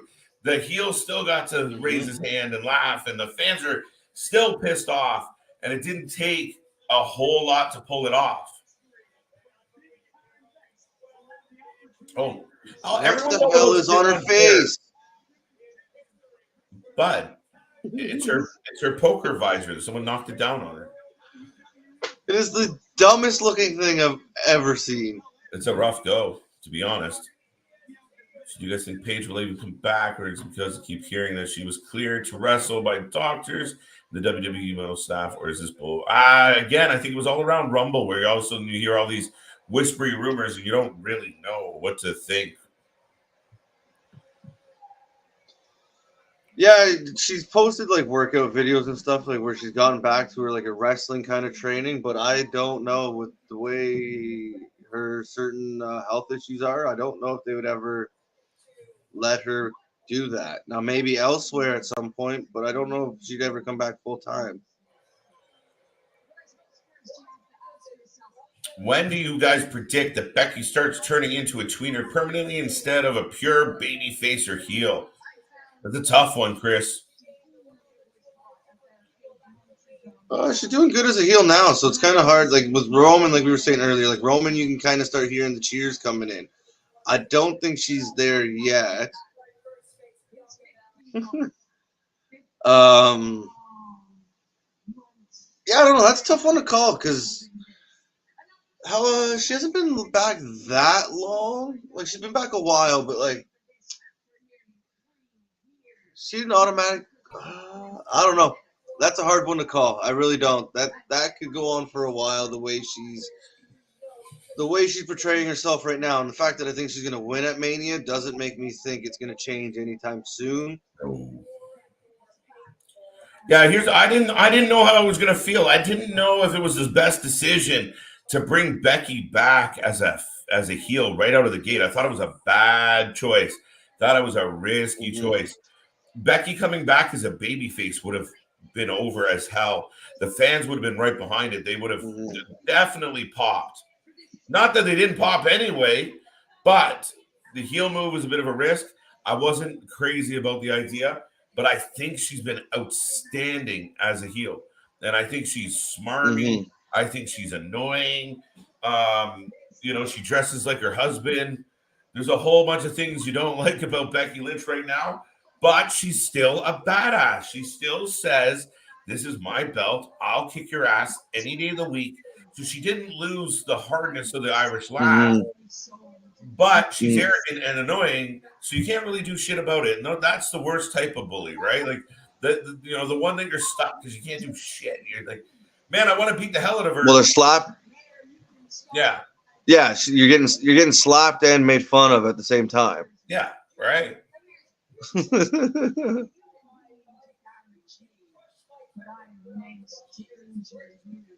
I'm not a big fan of everybody sitting down during their promos anymore. I'm a little disappointed. I mean, even my teacher made me stand up in class. Like, what are we doing here? Why is everyone coming out and pulling a Sean Spears, like, or an Edge, or I got to sit down and tell you guys something?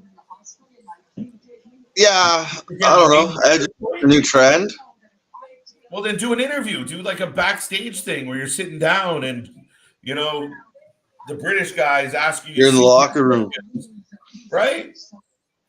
Yeah, I like when they're up and they're animated and you get their body language and whether they're trying to convey that they're apprehensive or nervous or excited or like her defiant.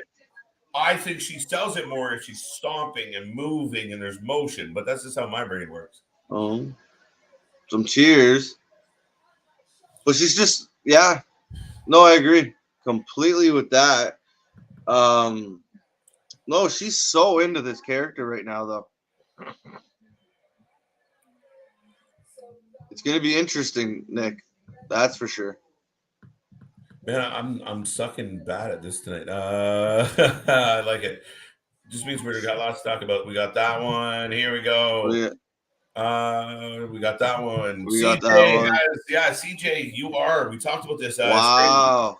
It's crazy. So he's taking in all the action over Mania weekend, and that's. I mean, you might get more pops that night than you do actually at Mania. So you're gonna have to check in with us. Let us know how it's going.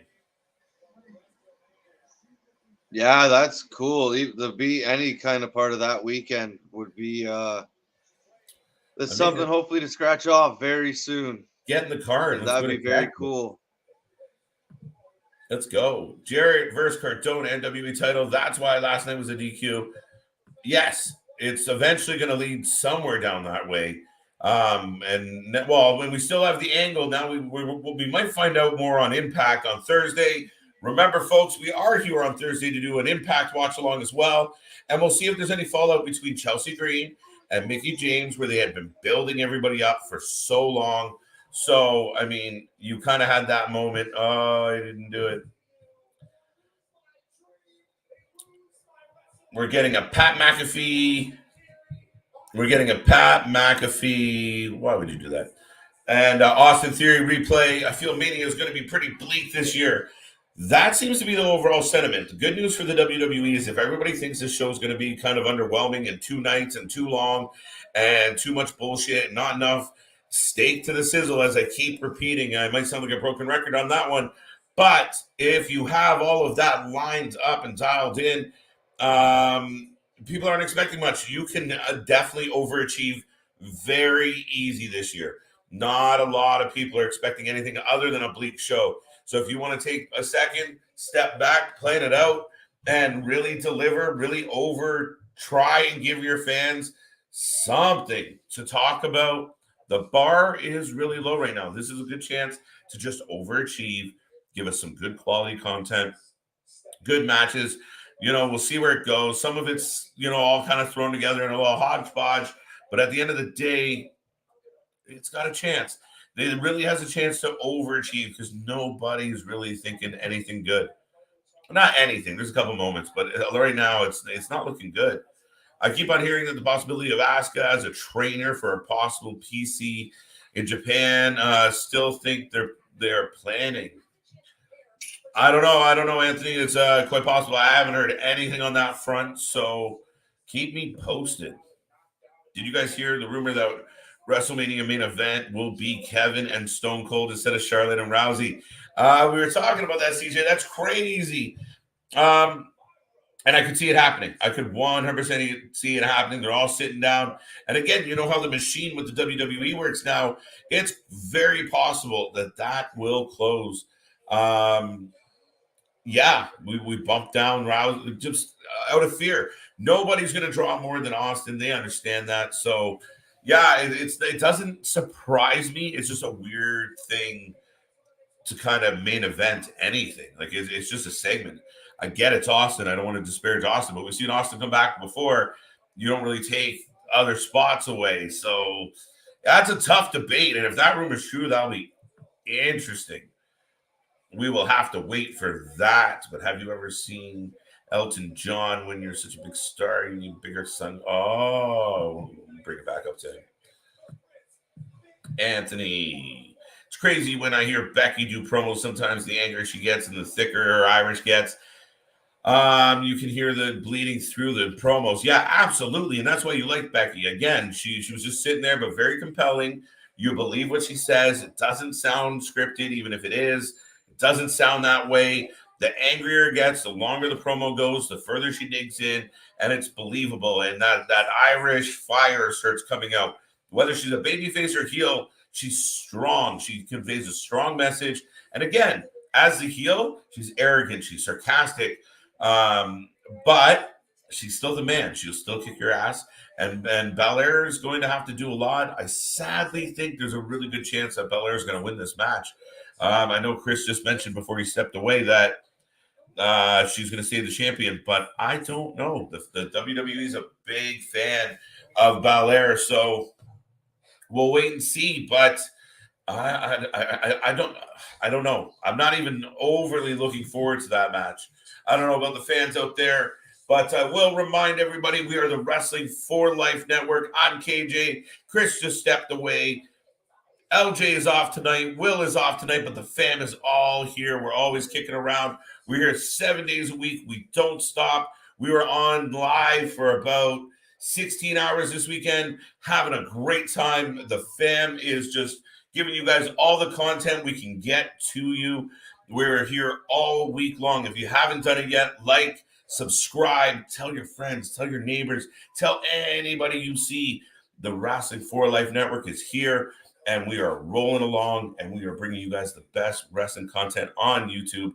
We're having a lot of fun doing it. We got so much more in the works, so much more heading your way. So if you enjoy wrestling, you enjoy having a good time, you want to chat about it, you want to laugh about it, this is the place to do it. And for all those who've already hit like and subscribe and joined, thank you so much. We greatly appreciate you.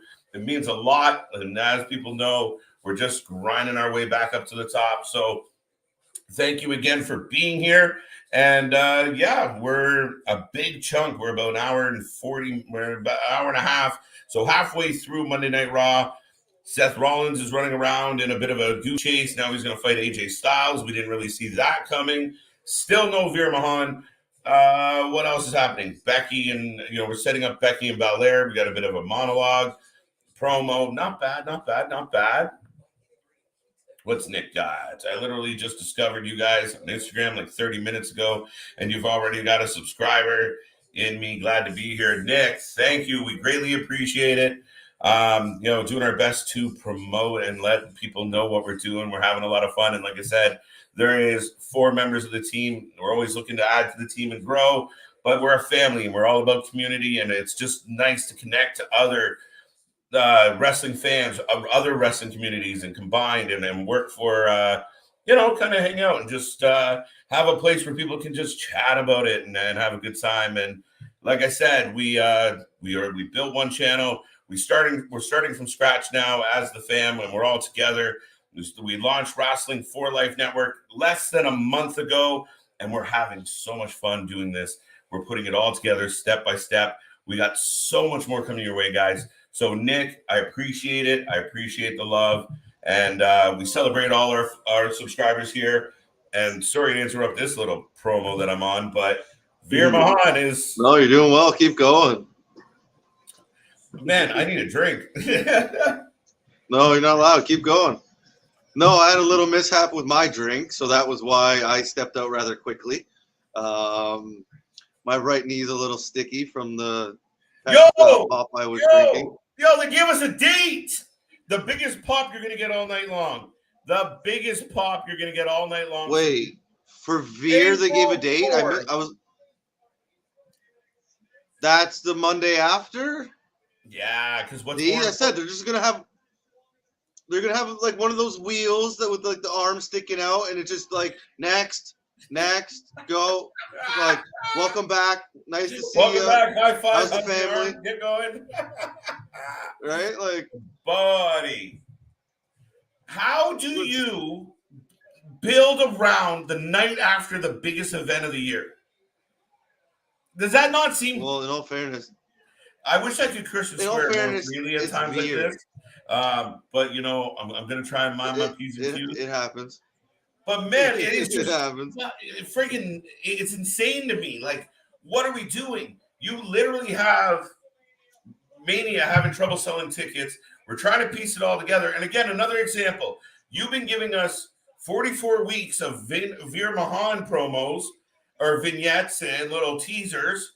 Why are you telling us, like, Veer will be here on the, and man, if he isn't there, if he doesn't show up, if his plane's delayed, if anything stops that man from being there on the 4th, it is going to be insanity. Can you imagine though? They just stick up another promo. April, what would that be? April 11th. Are you really expecting Veer Mahan to drive the ratings at this point in his career enough that you had to ruin the surprise of when he was actually going to show? The pop would have been gigantic. All you had to do. Well, at this point, like, sorry, Chris. Go on. Sorry. Go on. One of the nights of WrestleMania, hey, almost walk down to the ring and tell everybody that you're a badass and you're not putting up with nothing from nobody. And then Veer come out and everyone goes crazy.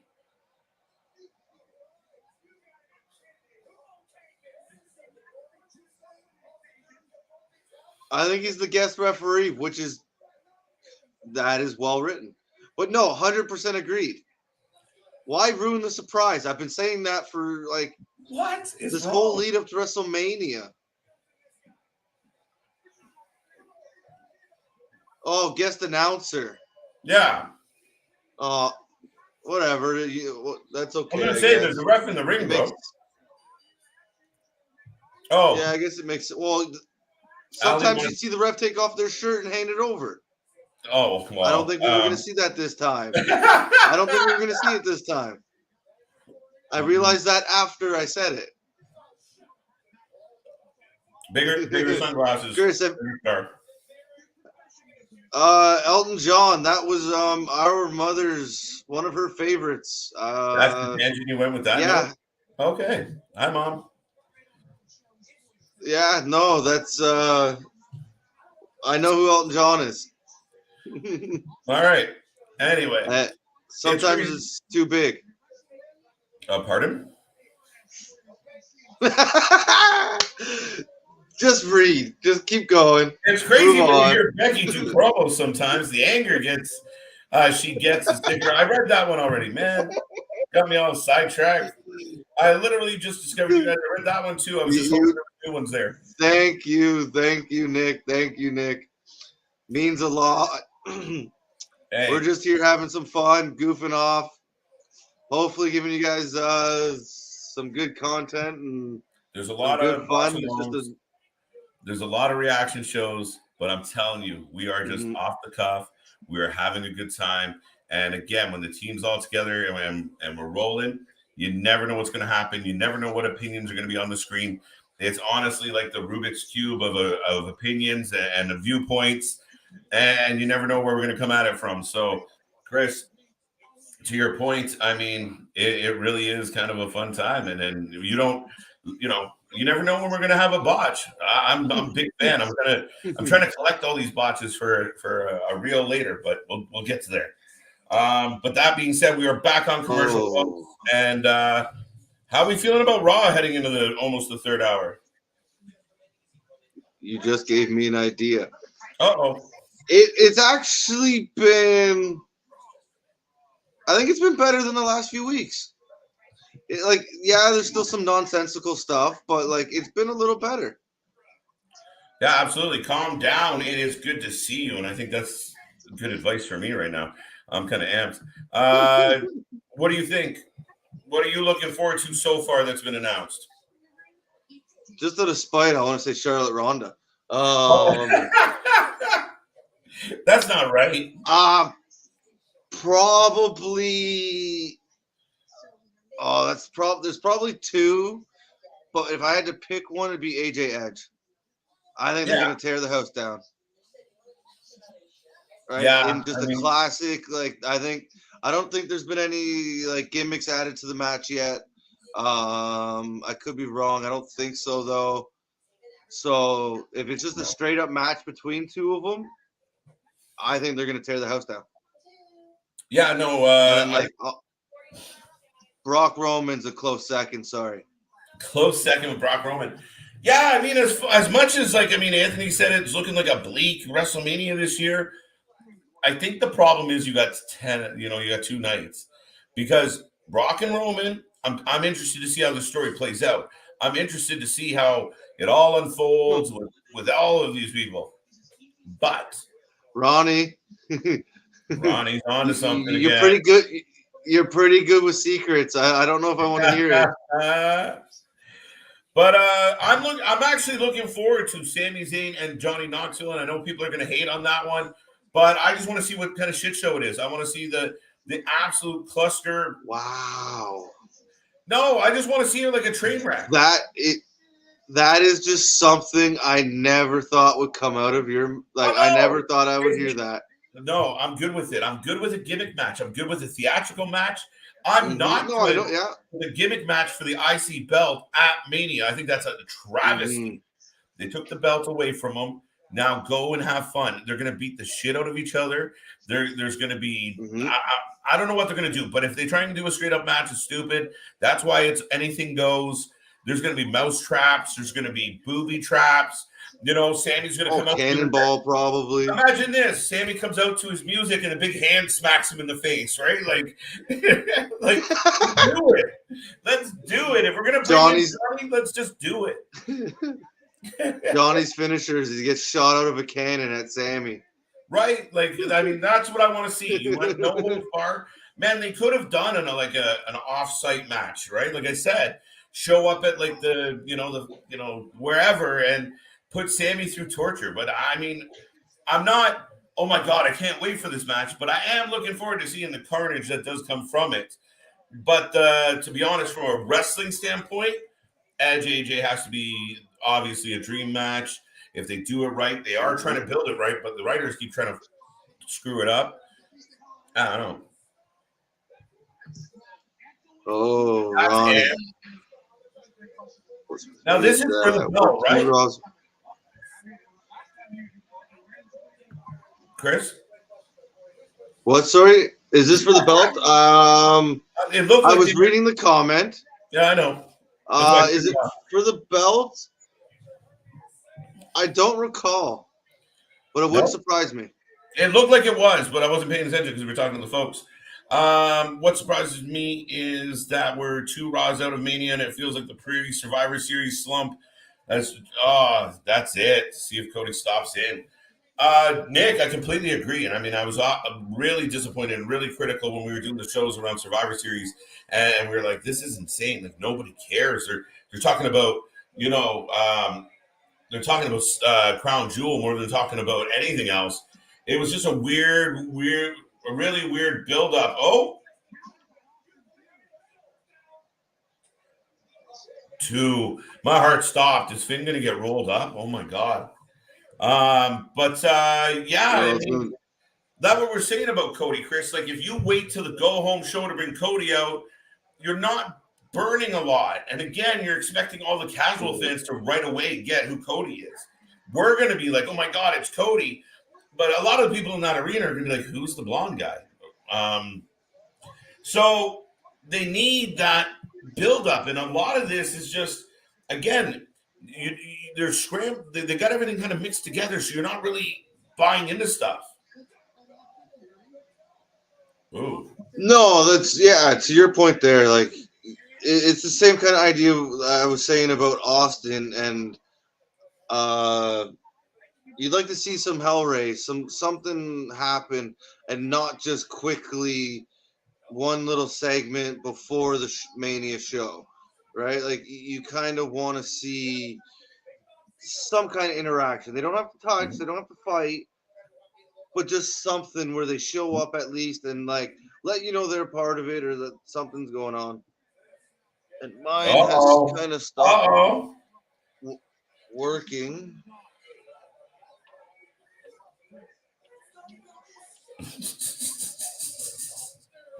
Pat, I want Pat. Go there on. We go. Right. I'm good with that. I want Pat and Corey to go at it. Forget Theory. Pat and Corey Graves. Why? Last announcer standing match. Ronnie, if I'm right. Okay, but do you throw Michael Cole in there too? Yeah, right. Oh, I'd love to see Michael Cole take a couple lumps. Pull out the singlet again and the full head helmet. Oh my God, are you kidding me, bro? You remember that? Yeah. It's gonna be there. Ronnie's playing again. How do you feel about I Pat hope. on this channel? I mean, you got to build up the match, so I'm good with it. I mean, Byron doesn't do anything. No, so... Go ahead, Chris. I'm a fan of Pat, so more time on the screen, I'm okay with that. Oh, that is such good timing considering my channel has stopped working. Good job, KJ. Come on, man. No, I swear. Listen, I've been sitting here trying to fix it for a second. I don't know what is going on. It all of a sudden the volume kept going, and then it was just stuck on McAfee's face. I want to see Michael Cole versus Pat in a Buried Alive match. If the only way you can win is by burying yourself at the end of it, I'm in. So I'm totally in for that one, Nick. So now we're getting a reminder that we're getting a triple threat at Mania.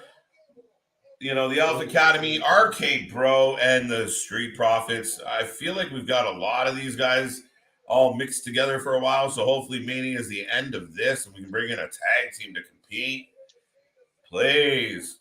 Well, just something fresh, something new, right? Like just, especially like with the weekend that we just had with all those tag teams, right? Like the Crockett Cup tournament showcased just all these different kinds of, there we go, all these different kinds of tag teams out there, and it was just so cool to watch that, because you don't get a lot of that, and like a lot of tag divisions aren't the very best right now. There isn't a lot of emphasis, or they're kind of weird or all over the place. So to see the Crockett Cup and how they executed and emphasized and the way they put the show on, with especially with the Briscoes winning, I thought it was a really cool story.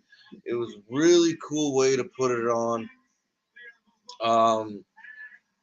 And I hope you can kind of get that now with this. And I think the problem that KJ was alluding to there was it's kind of stale. There's not a ton of different talent there, so you kind of it gets stale. It gets kind of boring, right? Like we've seen this. They did all their backstage stuff. They did a bunch of that's RK Bro and Alpha Academy, right? Like they did, and our commercial. So they get to hang out in the ring for 7 to 10 minutes. But we've seen the Alpha Academy and RK Bro. Like they went through like how many different Raws and segments of just backstage shenanigans. Then they fought. Then they fought again after. Now you're throwing the Street Profits into it, who's already like they need something, whether it's a draft, a trade. They just some kind of refresh to help that whole division. You have an idea? Yeah, they need to actually book a tag division like it's an actual thing again.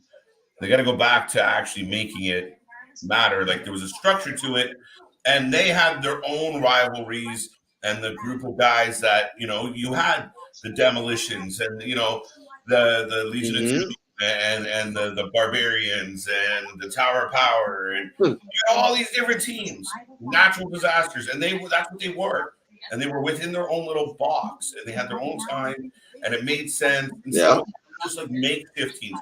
I kind of am growing on Alpha Academy. That Snickers commercial might have got them over for me. I think they have been on all of us, and that's what we're saying. Like earlier, like Otis is Otis. He's kind of that big guy that like doesn't really say a ton.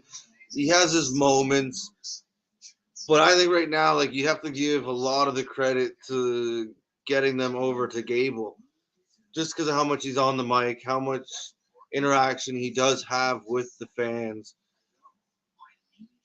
I think he's done such a good job of getting over, and these little things that like KJ I think was saying on the weekend, not everybody has like a stick anymore, or like a good thing to go back to that they say all the time. Like the Rock had, can you smell what the Rock is cooking? Austin had hell yeah, right? Like they had their little things and nuances that fans could get into and fans could go along with.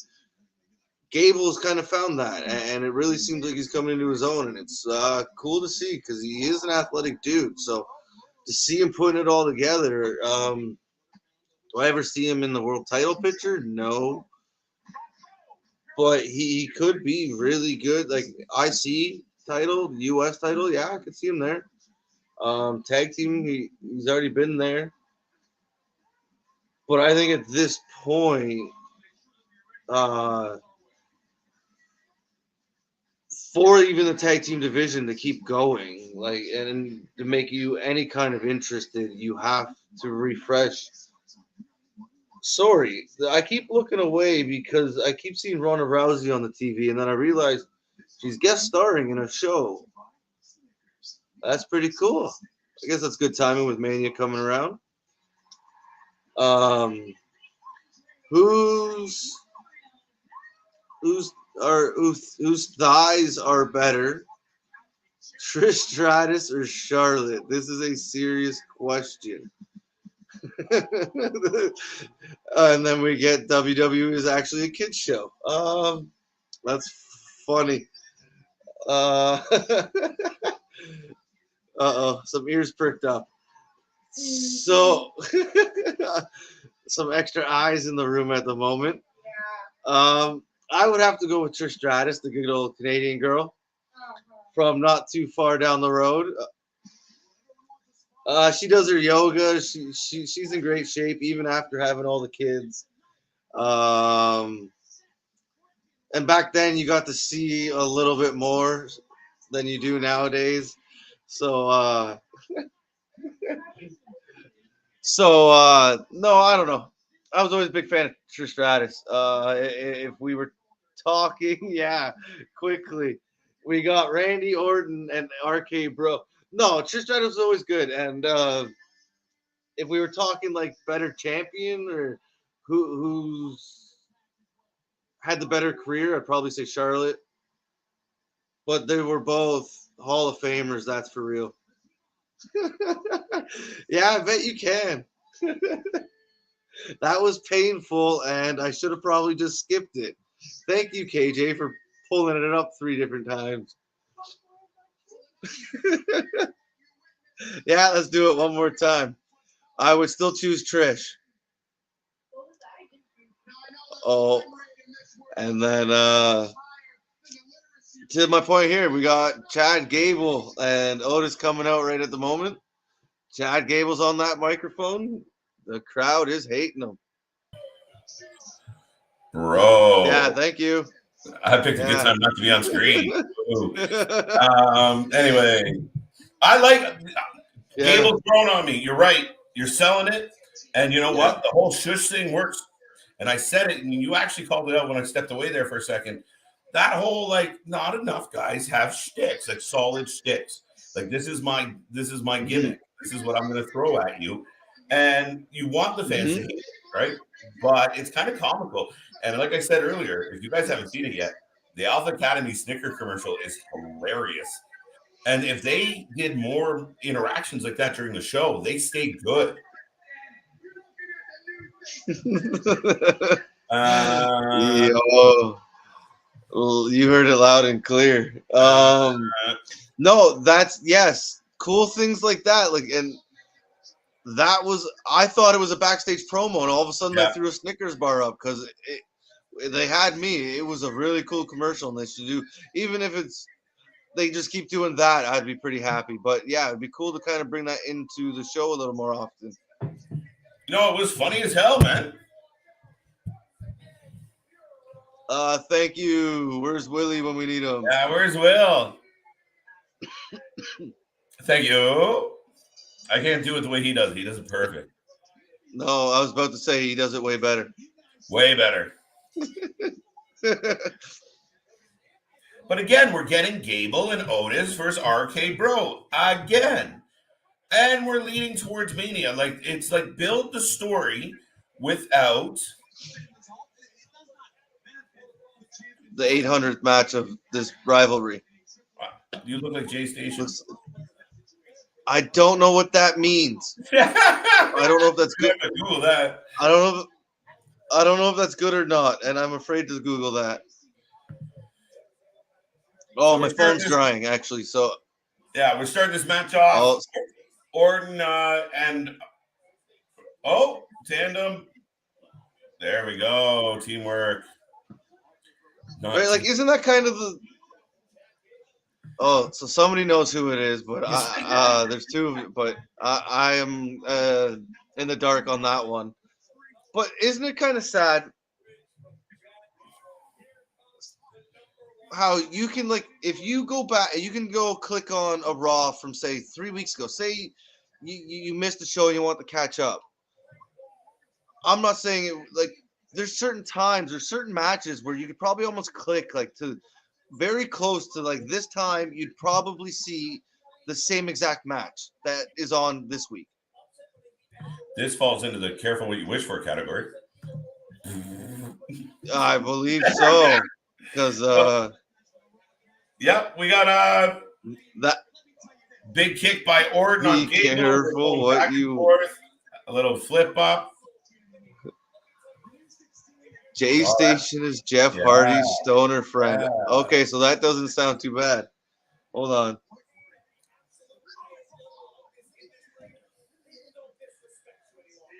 Oh, Gable catches the foot. Orton needs you got me curious. Riddle hits the apron, buddy. I haven't watched Raw since Royal Rumble, and I still feel I haven't missed a damn thing. Not a whole lot, Nick. That's true.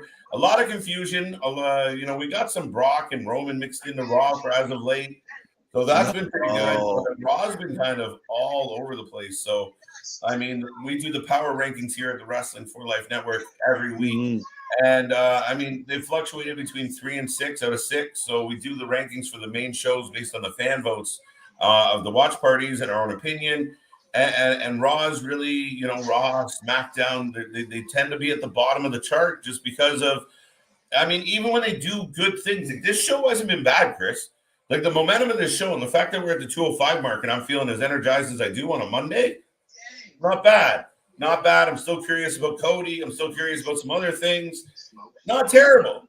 But you do good things and the commercials, the promos, the formatting of the show takes away some of the steam. No, it seems to. I don't know if there hasn't been as many commercials or replays, or there feels like there's something a little different tonight, and it's been a little better. Like you said, you're still sitting here. It's gone by pretty fast, which is usually a good sign, and then you still have question marks leading into the final hour here. So, right, a lot might happen or nothing might happen, but you don't know. So you sit here and watch. Well, and I know it's a better show because usually at this point of the show, by about this mark, I've seen so many pizza commercials that I'm starving and I'm munched out on channel. But today we've been talking a lot. We had a lot to talk about. I haven't really dug in and caught a lot of the commercials, so it's definitely an improvement. Imagine watching Raw. We do it every week. We're here. Come hang out with us. We'll talk about it. Is he actually? I didn't realize they were friends. Oh, yes. Yes, they are. A lot of people wanted Jay Station to go to AEW with Jeff. That's why I watch Raw, because Blue Moon, I watch wrestling. There you go. Holly. That's kind of your typical WWE fan. What? Yeah. Your volume. No, sorry. We're losing you, buddy. No, sorry. My headphones are just kicking out a little there. I don't know what happened. A little glitchy. Sorry. That's all right. Right? Yeah, things happen when you're live, right? That's it. You gotta love sorry, I missed your last point there. Probably wasn't a good one. Just give me. All right. So Chris is going to go figure his shit out. And right now we're on commercial, folks. So I will take the chance to remind everybody, I am KJ. That is Chris. We also have Will, LJ. We're all coming together. The fam is united, and we are putting as much wrestling content up onto this channel as quickly as we possibly can pull it off. We're less than a month old. We're about 3 weeks and a couple days, and we've had a whole lot of fun building this channel from scratch. We are here for all the shows. Monday, Tuesday, Wednesday, Thursday, Friday, we do a doubleheader because that's what we do. We love covering the independent wrestling, so we'll give you GCW, we'll give you the Crockett Cup. We'll come back for Impact Wrestling, like I said, on Thursdays. That's Impact Wrestling for some of the fans that don't get to watch that or want to know what's going on with Impact Wrestling. They're putting together a pretty good show right now in general. This is back, but we'll keep going here.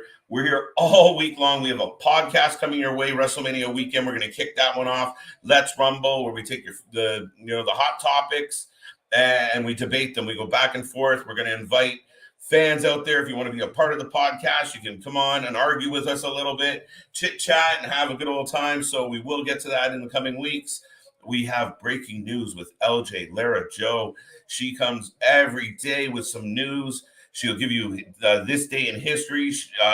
Tune in. The breaking news at Wrestling for Life Network is going to be like nothing else on YouTube. We're going to do it every day, and you're going to enjoy it. So like I said, like, subscribe, tell everybody you know if they like wrestling and you want to just hang out with some peeps and talk about it. This is the place to do it. That being said, Randy Orton is highly in control. The fans are going crazy. We're going to get some vintage Orton. But yeah, folks, we are not stopping. We are coming back every night. I think I locked my boy out. How are you doing? How do I sound? You're a little loud in the background. I think your volume. Yeah, there we go. I was taking care of that. I figured that what's going to happen. That's all right. No, it was a charging issue. There you go. It happens. Now, for those who don't know, Chris is the newest member of the fam here at the Wrestling for Life Network. Once we started rebuilding, we started looking for like-minded people that we want to collaborate with. Chris is still working out some of the kinks in his home studio, but we had a little bit of a head start. But, he comes on live. Man, you started with just like your laptop cam and from scratch, just on a whim. You didn't even kind of have a pre-warning. You just started jumping on and doing the shows with us. So, and obviously now we've seen you come a long way as you just figure out your earphones. Uh-oh. Yes. By the way, I don't know what these longer shows. I don't know. My headphones don't seem to last, even though it says like 95% when I start. Private Party. It all started with Private Party. Wow, the Street Private Party. Wrong ones. Close. No, it all started with LJ getting sick there the one night, not feeling too well during the show, and you sent me a text message. That's right. Saying, hey, do you want to come on? And that's kind of, we just started from there, and it's kind of haven't stopped since. I completely forgot. It was even more last minute than I just gave it. That was right. We, LJ wasn't feeling herself, and you on a last minute notice jumped in and kind of joined from there and got kind of the bug to do this thing. So we're having a lot of fun, and we always say it's like having a couple buddies on the couch hanging out, just talking wrestling. So instead of sitting there screaming by yourself about how nonsensical the WWE is, tune in. We're probably bitching about the same stuff. That's my cut on that one. The real question is, of all the pizza commercials we're seeing, what's the best one? You know what we get a lot of, and I don't have it very often, and people have mixed emotions about it, is Papa John's. The commercials look dope. I've only ever had it like once or twice, maybe. I don't know if I've ever had Papa John's, so that's a hard one to answer. I get Little Caesars probably the most often because it's kind of cheaper, but I'd probably prefer like Domino's. I think that's like the three we seem to get a lot. No, I'd probably get Pizza Hut, but I think that's the three like commercials we see a lot. The Pizza Hut has me going. Like the Pizza Hut commercial kills me. So, Chris.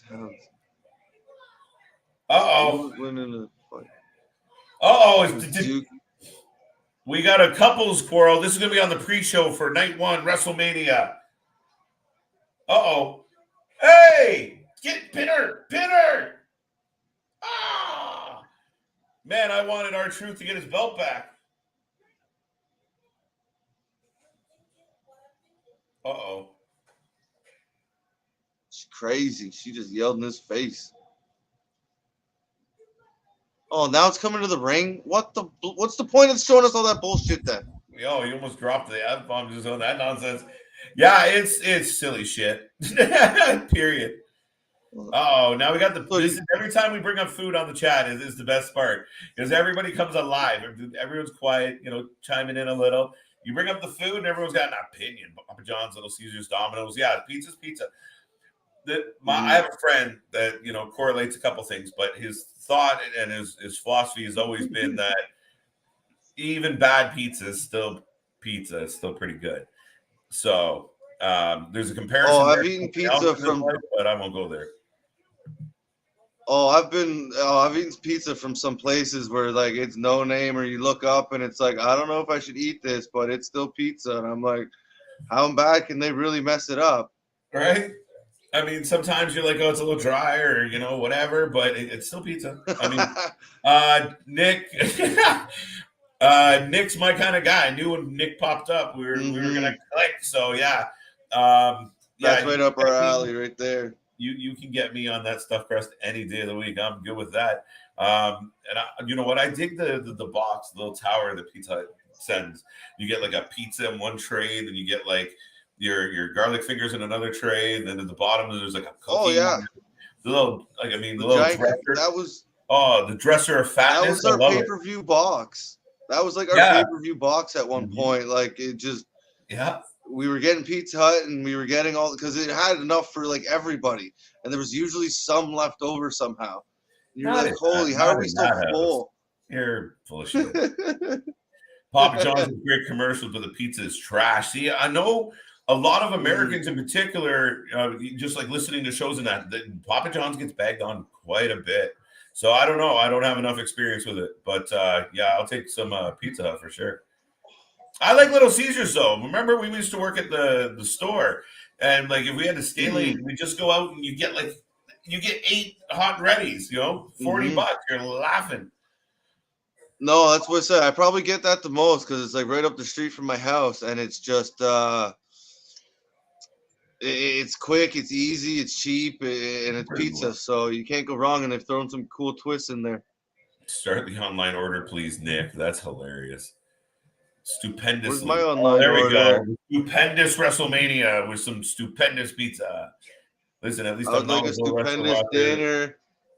I shine in that chat. There you go. Hey, we enjoy all comments here. But if you guys want to talk some food, I'm getting a gold star on this one. Hey, we don't. Hey, everything's welcome here, and we're pretty good at not just wrestling, so we'll talk anything. Look, this thing here. I'm sorry, we're completely sidetracked. Oh, there you go. But this is a new thing. Did they update the big box? It's a different big box. It's a different big box. It's not the dresser of fatness. It is a big box full of goodies and yumminess. So it's a completely different angle.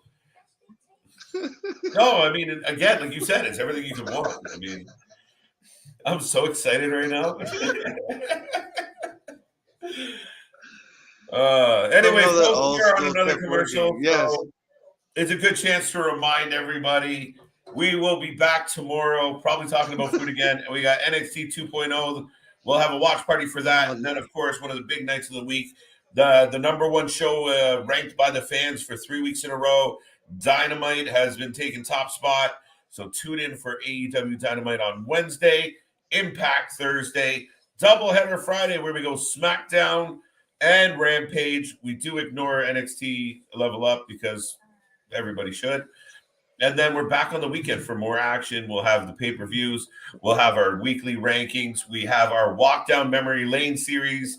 We did it this week with Scott Hall. If you haven't checked that out yet, it was fun to do. We put a playlist it was a good time in the chat. You can follow along when we just go through some memories of Razor Ramon, Scott Hall. We don't hit them all, but we hit some really fun ones and some big moments, really focused on kind of those impactful industry moments that kind of had a ripple effect, Hogan turning, the curtain call, And we're going to continue to do that with other wrestlers as we move forward. And of course, we have our big Wrestlemania weekend as well. So tune in, tell everybody you know we are taking over, and we're having a lot of fun doing it. The big box don't do TBS. No, it's not nice, Nick. I agree. I'm getting hungry, and it's happening real fast. I have not eaten dinner yet, and they make it real hard on those kind of nights. Okay. What? Yes, I'll be here tomorrow ready to discuss fried chicken. Don't start on the chicken. Not the chicken, Ali. Y'all doing Wrestlemania Watch Party 2? Absolutely, Nick. We are doing that weekend's gonna be crazy. We're gonna be here for Stand and Deliver. We're gonna be here for both nights of Mania. We're gonna do a couple of the indie shows as well. We're probably gonna have some surprises. We're working out all the plan for WrestleMania weekend. As we said, we're only 3 weeks old, so we're kind of on the fly. But yes, we're gonna be. If you like us, you're gonna get a whole big dose of not only myself and Chris, but LJ and Will.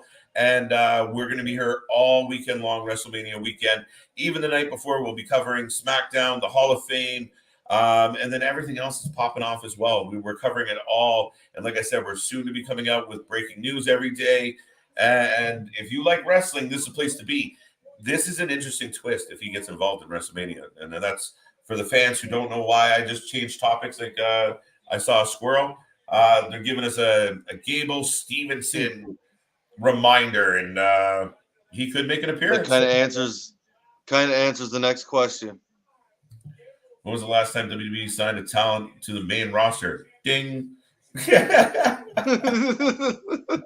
why I pointed. I seen the question pop up. But yeah, WrestleMania weekend, we'll probably be here almost all day. My one line, I do not know what you're talking about. Nah, yeah, let that one go, bro. I'm being good. The Ninja's here. Wrong. For those who are new to KJ and my little antics, I usually don't refer to myself in third person, but that is the Ninja, and that's the only thing I will call him is the Ninja. We haven't seen him be anything else except now he's Tamina's lover, and he's getting some TV time, a little bit.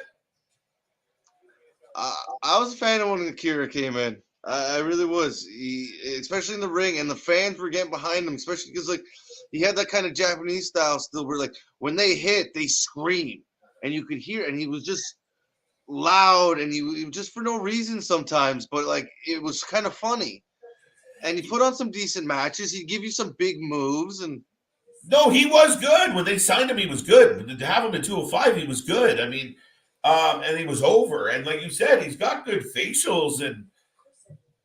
I don't know how I feel about this whole angle. It's kind of questionable as anything else. The aggressive kissing is very funny.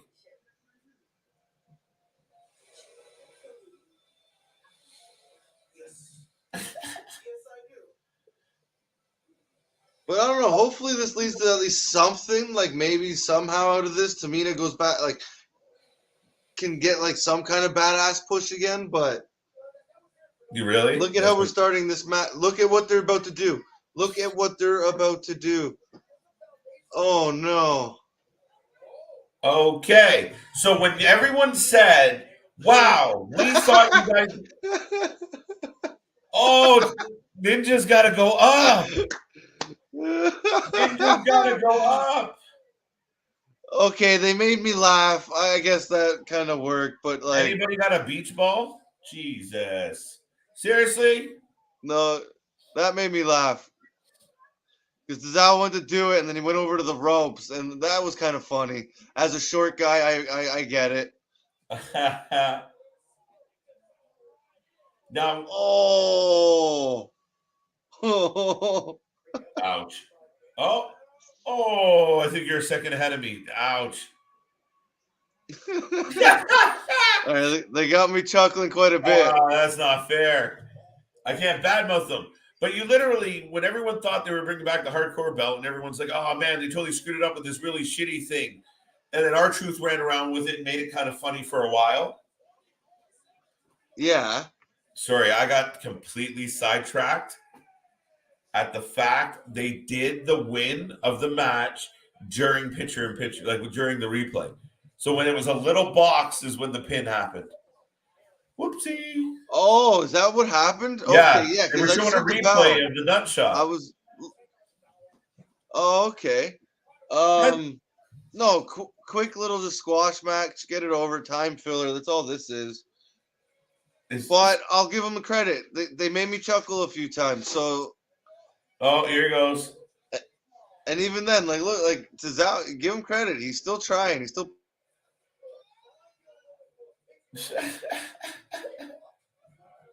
It's kind of funny. However, Oh, you say, dude, what? I wasn't looking when the replay started, and I heard that. Oh, rough. Oh, it's been too much tonight for that. Yeah, my previous point is no longer relevant, so we'll just move on from it. What do you mean? Well, it was just what I was going to say was about as irrelevant as that match. So let's just we're back on KO Austin here, which I loved.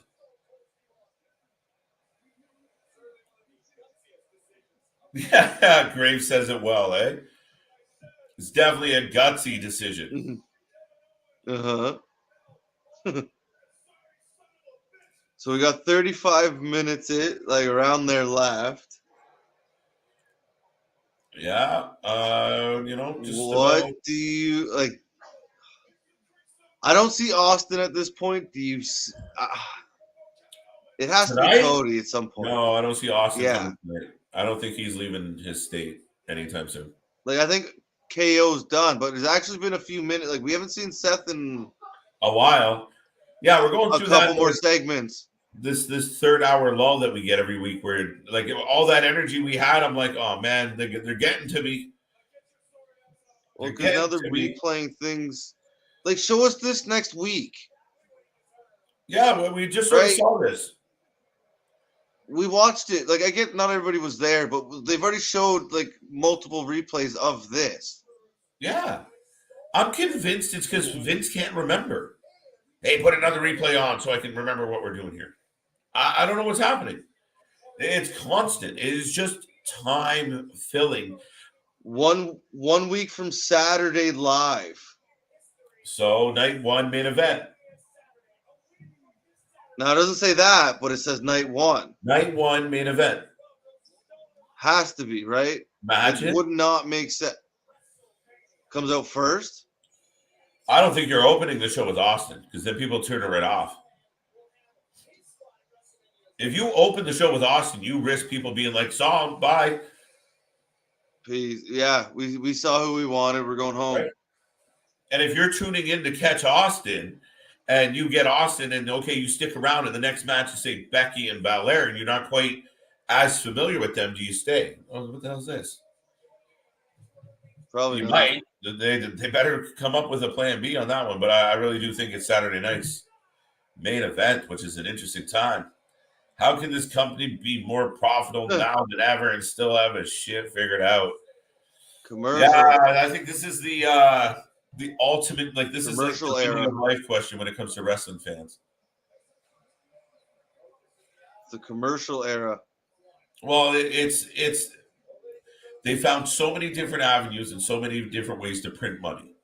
But beyond that, look, they how many wrestlers alone did they release in the last 14 months? Something like 84. It was ridiculous. Then you count the office staff they released, and the offices they shut down. They cut costs at every quarter. They run, as you see by the repetition on every week. It is kind of a skeleton crew wrestling show, right? We don't see 45. It's not a big, robust roster. No. You see the same mid card each week. Doesn't change a whole lot. So that's how they make their money. And then it's all these TV deals in Saudi Arabia and the Crown Jewel. Big money, big money. That's why they do it. That's why we have these big, giant 4-hour shows in the middle of the afternoon once in a while, which I don't hate, by the way. But that's it. And they made $1 billion at a time when they were in a pandemic. They had time without fans. in the buildings, and they still made $1 billion. That's impressive, and that's what Nick Khan is here for. Everything else doesn't matter. No, when you're like publicly traded like that, and you have all the, like you said, avenues, it would take something drastic for it to all of a sudden stop or Yeah. not be the way it is. And I gotta stop looking at this commercial. So good. Right, it would take something drastic, and so at the end of the day, what actually goes out on that screen in between the commercials isn't their priority anymore. It's how much more can we get for the space. Like the main part for them is the commercials. Yeah. So, right, they, at the end of the day, it doesn't matter what happens in that ring as long as you're still there, and it doesn't even matter if you're there because the commercials are there. Actually, Yeah, but no. So here's the thought with this. Now, is it a see? The internal debate for me is this: is it the fact of they're trying their best? They just really lost the plot. It's older, out of touch men that don't really get the now, or do they just not give a shit? Like, are they just like, we made $1 billion? Who cares what we put out there? We'll shove Sheamus and Rich Holland out there for 92 weeks in a row. If we keep making $1 billion, I don't care if it's two gerbils having a boxing match. I really don't.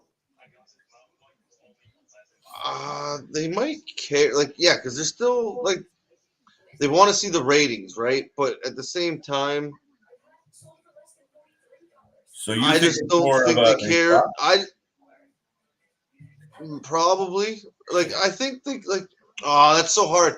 They just don't care enough to hire the right people and put them in the right place, or to give them the freedom they should have. Like you said, there's a lot of older men, older people running around making the decisions that are being made right now for the product that's being put out. Yeah. Right? If you hire somebody, maybe, and I don't know, maybe it's a bad example, but Triple H, as much as we've seen what's gone on to him and has happened to him, right? Let somebody who's more kind of closer to today's day and age, especially for the market they want to take, they want to control, Well, right? Like, yeah. No, you got it's a good just not point. the same as it was in the 70s and the 80s or the 90s. Like, we're 2022 now. Like, shit's changed. Yeah, a little bit. Imagine if they didn't have AEW to light a fire under them. This would be below disappointing. Yeah, it's pretty borderline with disappointing as it is, and I do think there has been an AEW effect. As much as they deny it, they made way too many moves that were obvious. Yeah, it's just leaving me here. Yeah, it's been interesting. Even if you've seen it like with the NXT there and how like everything that happened with that. Now you have the 2.0 and AEW's had to make them change the way they were doing things. At the end of the day, does it, like KJ said, does it really or does it affect any of the profit margins? No, not necessarily. They're still getting good enough ratings that none of the like they're still on the TV. They're not getting their TV deals pulled, so it's almost guaranteed money for them no matter what they do. Oh, your turn. Oh, we think we lost him to a sneeze fest. We've all had that happen. Oh, you good? Oh, There we go. tickle, not sneezing. Oh, tickle, tickle. With that being Oh, that said, was folks, we interesting. are rolling along. We are 2.5 hours, just under 2.5 hours into the program. They're reminding us we're getting an 8-woman tag. Is that for next week? We're getting an 8-woman tag for next week, a part of the Go Home show. Mm-hmm. Yes, correct. I believe Logan Paul's gonna be there. Gotta Miz, give him credit. At least he showed up like a few of the weeks. he's the most, he looks like he's the guy out of all of these guys in this rivalry that actually looks like a wrestler, Yes. in my humble Yeah, opinion. 100%. No, And he does. Right. He's in good. He's in good shape. I was going to say earlier, I'm disappointed that Ray didn't leave Dominic at NXT 2.0. I thought that was like dropping them off at school. Yeah, what do you call it? Stay in the the pylons and what do you call that? The kiss and ride or whatever. Like drop your kid off. There you go. Yeah. Pat him on the ass. Tell him go get him, Dom, and then go back up to WWE and you wrestle the men, and Dominic will mature, maybe. Happy co-main event. Oh, the happy McIntyre. Is that what the suggestion is there, Ronnie? Is happy Corbin and McIntyre going to be the co-main event on night one? Right. Well, that's the new thing. Like, it's not a new thing. They've done it before. There's no such thing as just main events. It's co-main events, and so nothing is actually. It's the participation award. It's participation. I was about to say that. More participation bullshit. Right. You can't upset anybody anymore. So it's you're the main event. You're a main event. You're a main event. You're a main event. We're gonna have so four it loses its specialness. Yeah. Whatever. It sounds weird. Completely. Right. Like it just used to be something that like guys like work their asses off to get on. Now it's just kind of a gimme every year. Ronnie's calling. He's saying he's here. But Seth has the crowd singing. Like, it's a weird thing. Is he a heel? What is happening? But the fans like a good old sing-along, and that's one thing I think the WWE needs more of. AEW owns the market in sing-alongs. Well, does that count when you got Jericho? Yeah. I mean, even as a heel, is that even a damn song? Well, they had that. And I guess maybe I wonder if Jericho's Judas gets such a reaction from the fans, they stopped Elias from singing altogether. Wait, how's that connected? Well, because he sings, he had a guitar. Is that the story behind that? I have no idea. I'm making shit up, but I'm just asking you. Do you think that's what it would be? Like, that's insane. They had it, Elias, and it took me a second, and now they kind of have it with Boogs, but like, Boogs doesn't count. I don't like him as much as I like Elias. Elias was good, man, but apparently he looks like Macho Man, so it's a problem. It gives him flashbacks. Showing him at the bars and stuff. Like, I think the one time it was Nashville and stuff. Like, I liked it. It was cool.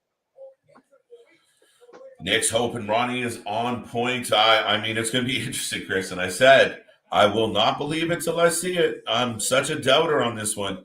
I feel like I'm holding on. I got a question for Nick, Ronnie, Russian. What music do you think he should come out to? Oh, you're still on this topic. What music should Cody Rhodes hit the ring to is what you were wondering, right? Do you expect it to be the one he's been like there's more wrestling has more than one royal family beginning? There's no way. To me, okay, you can change the song, but it has to have that beginning. You really think? But I think it should. I think it does. It has to be. If they play his old music, people then I think, like to your point earlier, people might not know who he is. Yeah. Or might not recognize it as much as his most recent stuff. Yeah. And that point just popped into my head now. I don't know, man. I don't know if it all depends on how Vince takes it. Like if they work it into the angle and that's his attitude and approach to all this. I know. I had nightmares of this horrific thought that, out of nowhere tonight, Cody comes in through the crowd and jumps over the guardrail and then rolls in the ring and he's like, "You don't know who I am." Like, you know who I am. You don't know why I'm here. And everyone's like, "What?" He's like, "Oh, shit." Oh, you guys get that? I don't know how well that would be received, but that'd be interesting. I think I'd be laughing. 76%. Narcissist. Oh, okay. Oh, Alex says no. Even the Raw logo gives me a headache. At times, it really does.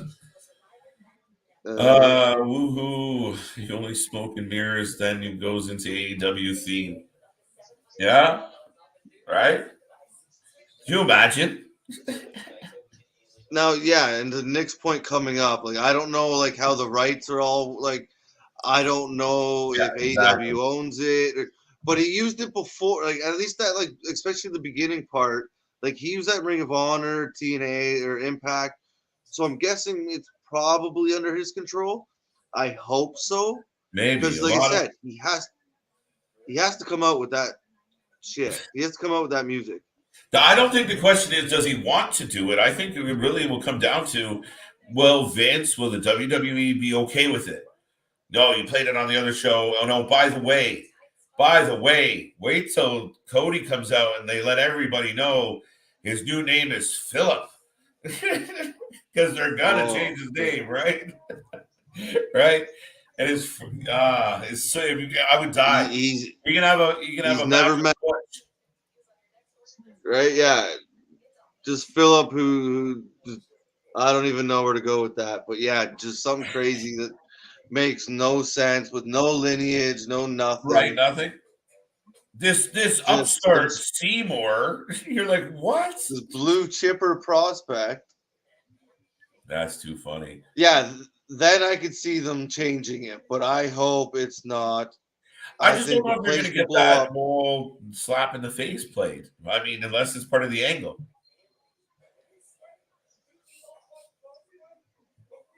But why? Do you think that was a shot like that? There's one more than one royal family. Yeah, Is a shot at like the McMahons or the absolutely, Flairs or 100%. It's at the McMahon's, right? Like it's you guys are well, at the one point you Vince guys would are have not loved the that at one only show. point. What's that? So Vince would have loved it and used it at one point. Like, and Right. now to your point, like it's no, I didn't create it, whatever. It'll be something that defines his character that will bring in, kind of like Joan Jett with Rousey. I completely agree with that. That's where I see them going with this, Chris. I really think it will be something like, you know, again, it might be similar to that whole vibe of that rising from the ashes, smoke and mirrors, but I don't see it being the same. I really don't. And that's due to quality control at WWE. They're very particular about how they present their product, and they want to have a handle on as much as they possibly can. Every once in a while, one of the cats just trips me out. Like I'm like, his background moved. Oh no, there's an animal. Imagine if Stardust comes out, but Yeah. that would be amazing. That's what Seth should have done tonight. Oh, yeah. Especially like with this whole like Riddler gimmick thing, like he would kind of, yeah, that would have been cool. But I never thought of that. That's a good point, Skittle.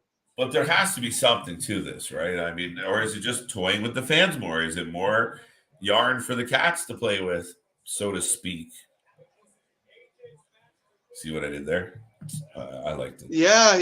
You're clever. I'm trying. I don't know. I hope not. Like you said, they kind of did it at the Rumble.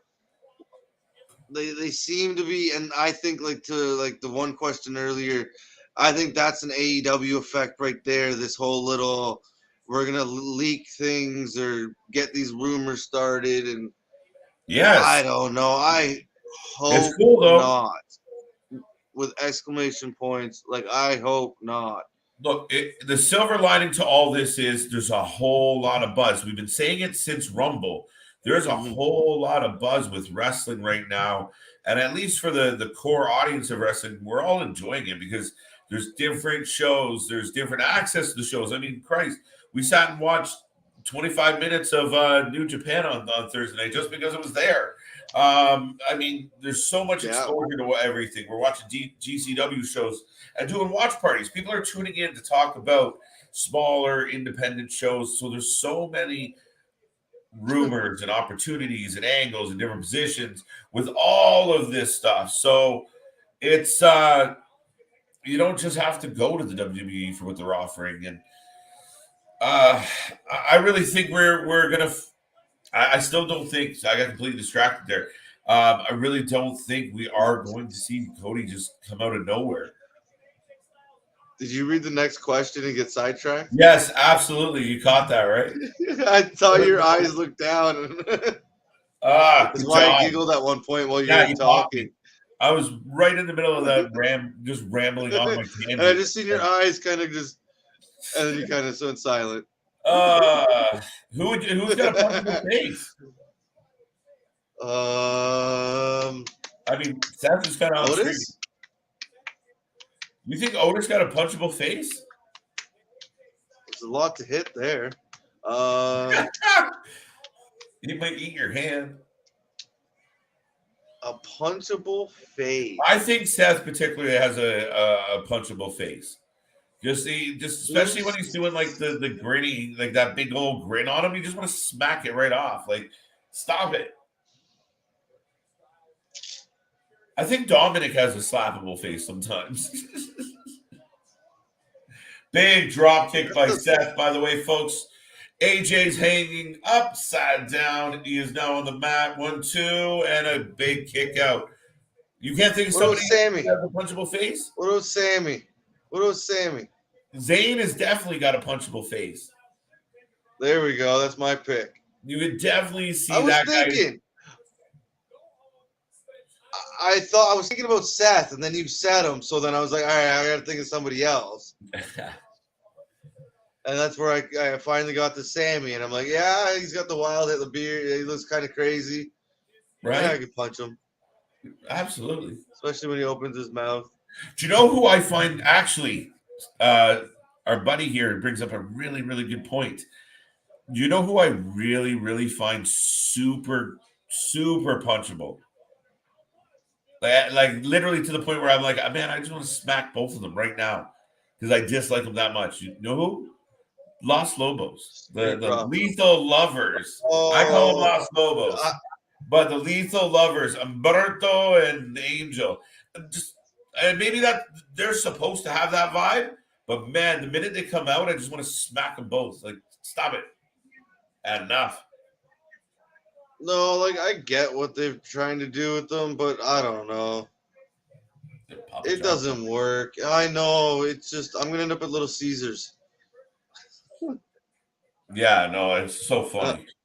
Yeah, no, we're on to another commercial. AJ's in trouble. Seth has the crazy look in his eyes. You know, are we worried about AJ holding on to his match, his grudge match against Edge? It's an interesting way to write this. No, you don't break up a grudge match, right? Not usually. I really like. I'll go back to one of my most used answers. I hope not. Well, I mean, because it's just. Yeah, for me, it goes back to this whole like WrestleMania's prom, and everyone's trying to get a prom date, and then like two of them get a prom. Like, oh, I got a prom date. You want to go to the prom with me? We're going to go to the prom. And then like the principal shows up and he's like, no, you two are going to work this out. Or it's very like, it's not like built on the stories so much as like it's Mania and I would really like to go to Mania with you. Will you accompany me to Mania, please? What the hell is happening? And you got one of the best wrestlers in the world. Like, I'm not going to make Mania. It wasn't supposed to making Mania. It was that you had a beef, you had a heat, you had an angle. Unless it was like a marquee match where we're bringing you guys in for this moment. But everything else was built around something. It wasn't just like, I really need to fight somebody so I can get on this show. It's a weird angle. It's a weird look at it. No, and as much as, and it just kind of popped into my head here. Do you know who we can probably blame for that? Mr. Cena. Why? He did that the 1 year. He sat in the stands. I don't have a match, so I'm still going to go to Mania, and I'll sit in the stands and watch it like a normal fan. And then sure enough, Undertaker called him out and squished him in like 2.5 minutes. I was okay with that. I was okay with how that angle turned out. Seth sounds like an 80-year-old granny. He sounds like an 80-year-old granny on here. Yeah, he needs to work on some stuff. You just got to dial it back just a little. And I know he's supposed to be that, but you get that with like Madcap and Happy Corbin. And it's like, okay, guys, today you're going to be a heel. So the way we see a heel being is you're going to be really like obnoxious and you're going to giggle a lot, laugh for no reason. people are going to hate that. That's going to, that's kind of how they build their heels on that. Like, oh, that he's so annoying, I hate them. Instead of, there's not a whole lot of like real evil heat going on, right? It's a lot of like, they're annoying. No, and as much as like earlier we were kind of saying like they need like that badass guy that like an almost like what almost they're trying to do with him or like Lashley. But like if you think back, like Edge, he's not the biggest guy. No. He doesn't look like the most scary guy or intimidating guy to deal with. But what made him such a good heel? It was the conniving. It was all the backstabbing. It was the ultimate opportunist. It was all the slimy things he would do. Right? It wasn't necessarily just randomly laughing or saying weird. It was what he was what he was also doing, and how he was kind of doing it. Like they have a weird way of doing it nowadays. It's kind of different. They kind of lost something in time. Yeah, absolutely. Alexander Wolf and Bobby Fish. Bobby, I don't. I don't like his Wolf, mustache. yes, I see why. I laughed at when I saw Alexander Wolf right away. I was like, oh, that's kind of a punchable face. It's, you don't know what to do with that face, actually. AJ, WWE, or ROH theme? Ooh. WWE, just because off the top of my head, I can remember it more. I'll go with that. We're good with that. What WWE theme is more overdone? You look so good to me, or somebody call me mama. Somebody call my mama, right? Probably. You look so good. Yeah, no, I think somebody call my mama was definitely played out. Definitely overdone. Just a little bit more. Thank you, BB. Thank you for being here. Yeah, we appreciate the love. We appreciate seeing the new faces or returning faces as well. I love Kenny Omega as a heel because he acts like a comic villain. And that's why I think I struggle with Kenny Omega. I don't take him serious enough. No, see, me and you have always kind of disagreed on the Kenny Omega thing. Yes. I'm a big fan. I don't mind it. He is better as a heel, though. As a face, it's kind of just by AJ. Sorry, Chris. Seth just got turned out. Go ahead. It's a little too much for me when he's a face. When he's a heel, I think it's a lot better. He can play that kind of, like you said, comic villain a little more. I don't know. I think when he's like doing like the temper tantrums and kind of, I don't know. I struggle to buy into it at times. I just know what it is. I mean, I give him credit. I said he had a big chance to kind of really have a mainstream moment with Bryan, and he lived up to the billing and the hype. With Paige and his match with Bryan as well. So yeah, he has those matches. It's just, I don't know. Like the Young Bucks and Kenny, I struggle with at times just because it just feels like they're goofing around, and it's not like I don't know. It just comes off very. It lacks authenticity to me. That's how I'll put it. But did you have that same thought even with the Don Callis kind of period there before he got hurt? Or did that change your tune a little bit? That was a sick move. Yeah, it really was. Yeah, that was. I thought Kenny was so good with Don Callis. Don Callis is a walking. Anyway, he is he's a heater, man, and he gets good heat. People don't like Don Callis. You talk about punchable faces. Tell me Don Callis doesn't have one of the more punchable faces in the world. But that's his role, and I think he took some of that where Kenny kind of got the breathy, and like it was like he was trying to be a comic book villain, but it just just be a dick, just be a bad guy, and talk the way you talk again. and sound real about it. Like, listen, I'm gonna take what's yours and I'm gonna smack you, and you're not gonna do shit about it because I'm Kenny Omega and I'm the biggest badass I'm the here, best. and I treat everyone like shit because Mhm. that's how I go. But sometimes it's just a little too playful. Like, what do you want to do? Like, so it's just. I like what he does in the ring at times. I want to see more. I'm looking forward to coming back, to be honest. But Don Callis kind of insulates him really well, and I think I'm a big fan of that combination. Yeah, Oh, I hope they continue that combo when he comes dude, back. dude, look, Callis and Omega together. Bob. Oh, sorry, Chris. I got caught up in the action. No, this is a pay-per-view fight right here, Wow. guys. This is guys and girls. This is fantastic. This is So a really good match. and we still have the looming, pending, wondering of the Phantom of Rhodes. I think on it, they're making me feel like if it happens, it's happening next week. That's crazy to me. I think that's a bad move. I think it's bad form. Because you have another week of Seth bitching.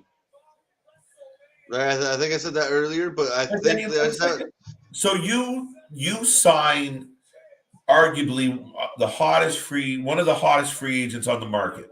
One of the biggest names is being a free agent on the market. You sign that guy. You steal him from the competition. And the first guy you line him up with is a guy who's on a losing streak. You're like, shit, that's not quite how we gonna should have fight done this this. loser. This loser? Fucking everybody beat this Yeah, guy. right. Lisa, I think you can kind of get away with it or explain it because it's Seth freaking Rollins. That's the asterisk to what I'm saying. But it's not a good look. And is it something that like I would necessarily want to see going into the pay-per-view? No. Like, especially if you don't necessarily have to have him on a roll, but just have him on something a little that seems a little more important than trying to steal other people's moments. Holy moly. AJ's getting ready for Mania. This match has been so good. This is what I wanted. I'm so pumped. Watch this. Watch. I saw it. The torture rack into the power bomb kind of thing. It looked like a blue, it kind of spun him into, almost like a blue. But he was above his shoulders. He was like. But this is what we've been all dying for this. So that's what I do like about the Edge storyline and even this match. Like, we all know what AJ can do in the ring. We've seen it time and time again, but he's been still like an old bag of chips for a while. Oh, they threw, and you get it. They were trying to get the rub off on somebody else, right? Right, and technically, I guess they kind of made it work. Like, almost is now getting his little push, and you know who he is. Whether or not it's going well or it looks good or whatever, different story. But no, it's so great to see AJ Styles back in this mode. Super kick, a buckle bomb. Oh, yeah. Oh. And I know, folks, we're not. Yeah, we're a little distracted here. Sorry. Yeah, we're not ignoring you folks, but we just want to cover what's happening on this right now. We'll get back to these. We're in no rush. But back and forth. No, I did not know that. Has a Tweety Bird. I did not know it. That's kind of weird. But to each their own. We cannot confirm or deny those reports, but we get it from a reliable source. What finisher is dry, Rainmaker, or basic submission? That's a tough question. We'll get back to that. Oh, there we go. So this is the thing. But wait. Seth lost. He hit AJ. Now, next week he has to fight Edge.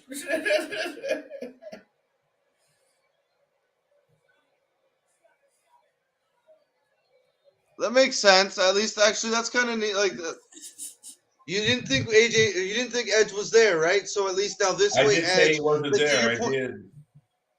To your point earlier, right? Like, why wouldn't Edge be going, "This is stupid"? So he comes out and makes sure he fights AJ.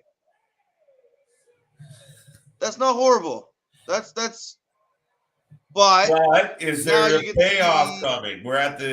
We're still shy some time, Chris. We got some time left on the clock. Now we usually don't get any He's off. overtime with Raw, so we usually get straight up on the mark. So we got a few minutes to go here, and Seth is losing his He's mind. grabbing the mic.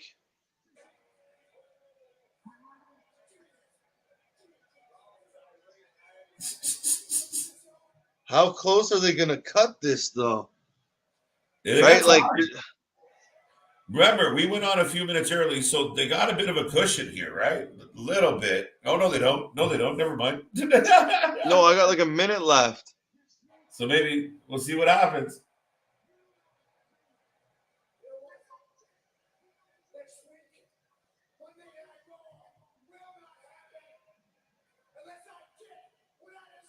So he's doing the Daniel Bryan where he's threatening Raw. Is that what just happened? It's bullshit. He's in trouble. Vince's gonna smack him on the wrist for that one. Oh, he said it like 4 times. If this show goes off the air like this, it's gonna be fun pandemonium. The most disappointed group of people ever. But it's the worst freak out ever. Like, sorry, you're not Brock. Like, this doesn't look very good. It doesn't look the same, but no, it's weird. I get the You think anybody want to try and stop this man? Anybody? No security? No. They're going. This is how we go off the air. Folks. Wow. You see the little square on the corner. Told you they're gonna let him bitch for another week. It's a bad play. I told you why.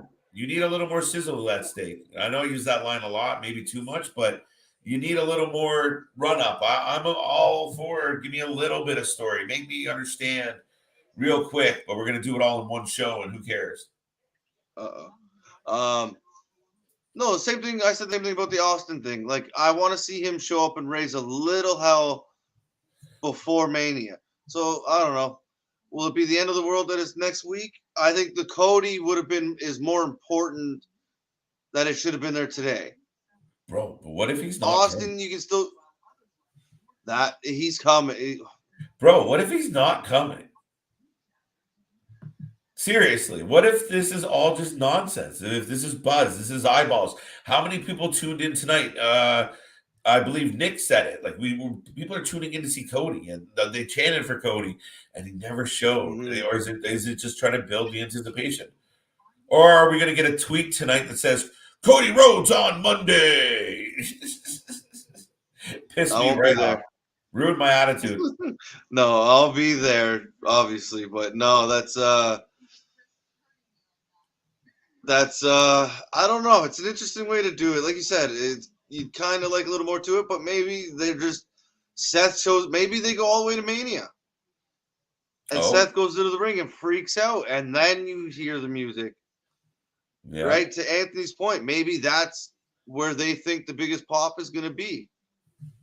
So what? Well, but next week he's going to do like a. He'll just bitch.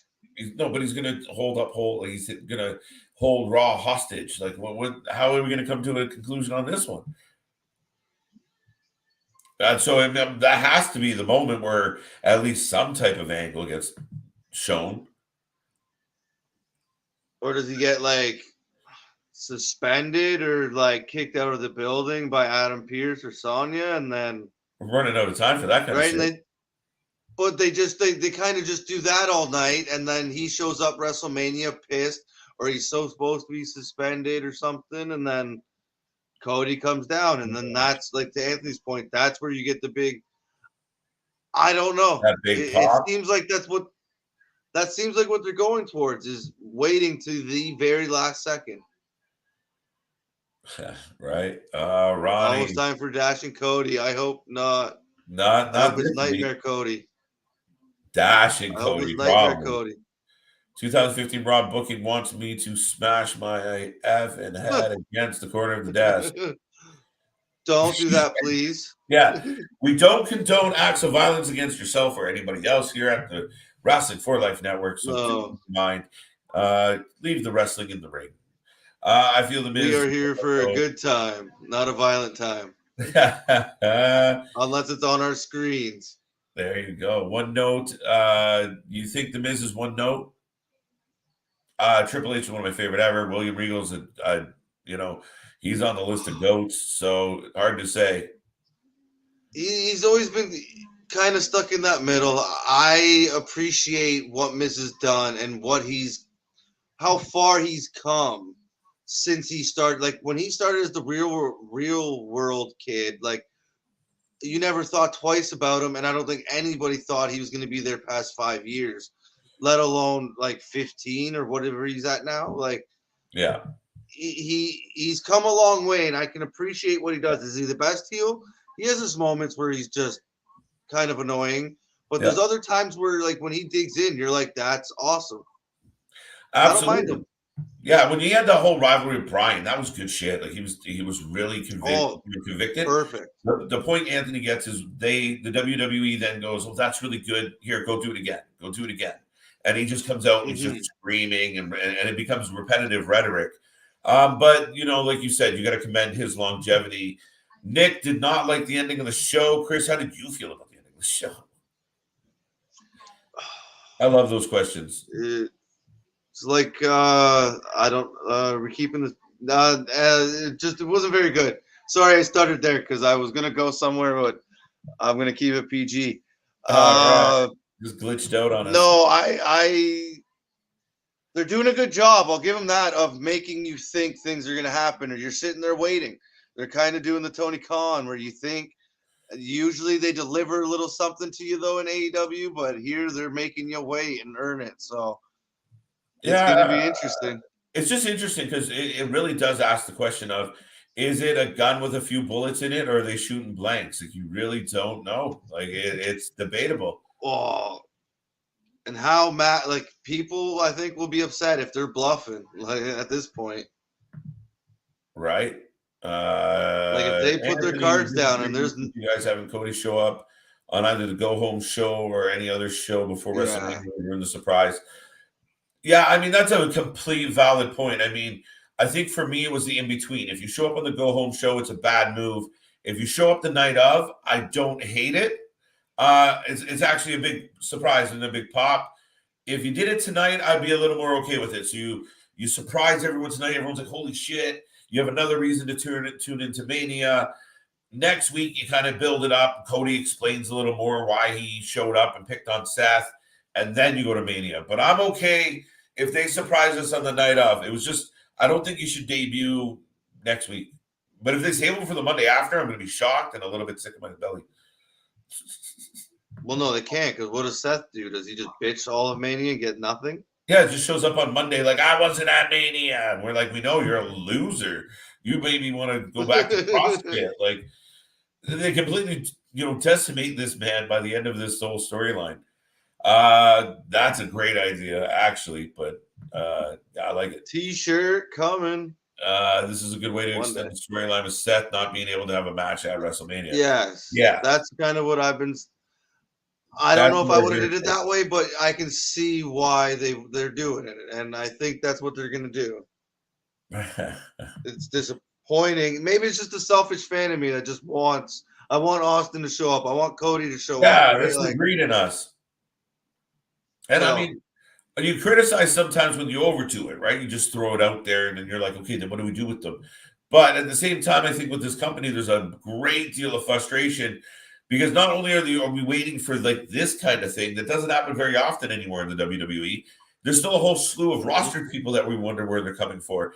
And I'm still shocked that they gave us the date of Veer Mahan. I'm shocked. Not enough people talked about that tonight.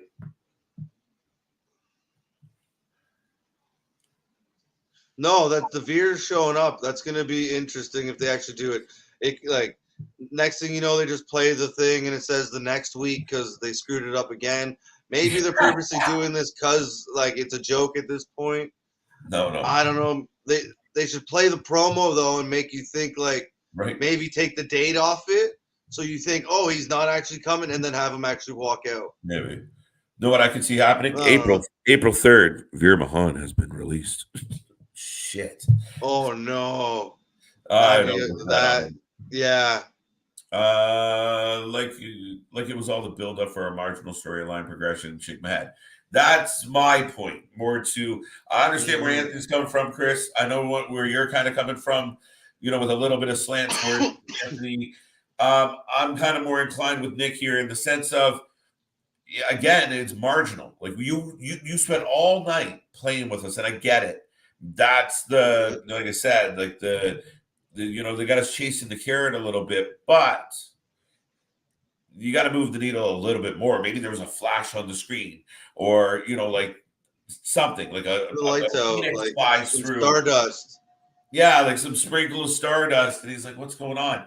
They never really was that an actual microphone botch, or was there a story behind it? We don't know. Like, he was there. Oh, this mic's not working. We're like, okay, does this mean something? Is code? No, and then it was over. Did It was that done. ever? Yeah. Did that ever happen to Cody that you can think of? That like his mic stopped working or something, or I don't know. Maybe one of the fact checker. that would be one of the the hardcore fans that remember. Like I couldn't tell you that off the top of my head. Can't think, especially not fully. No, I don't know. It's like you said.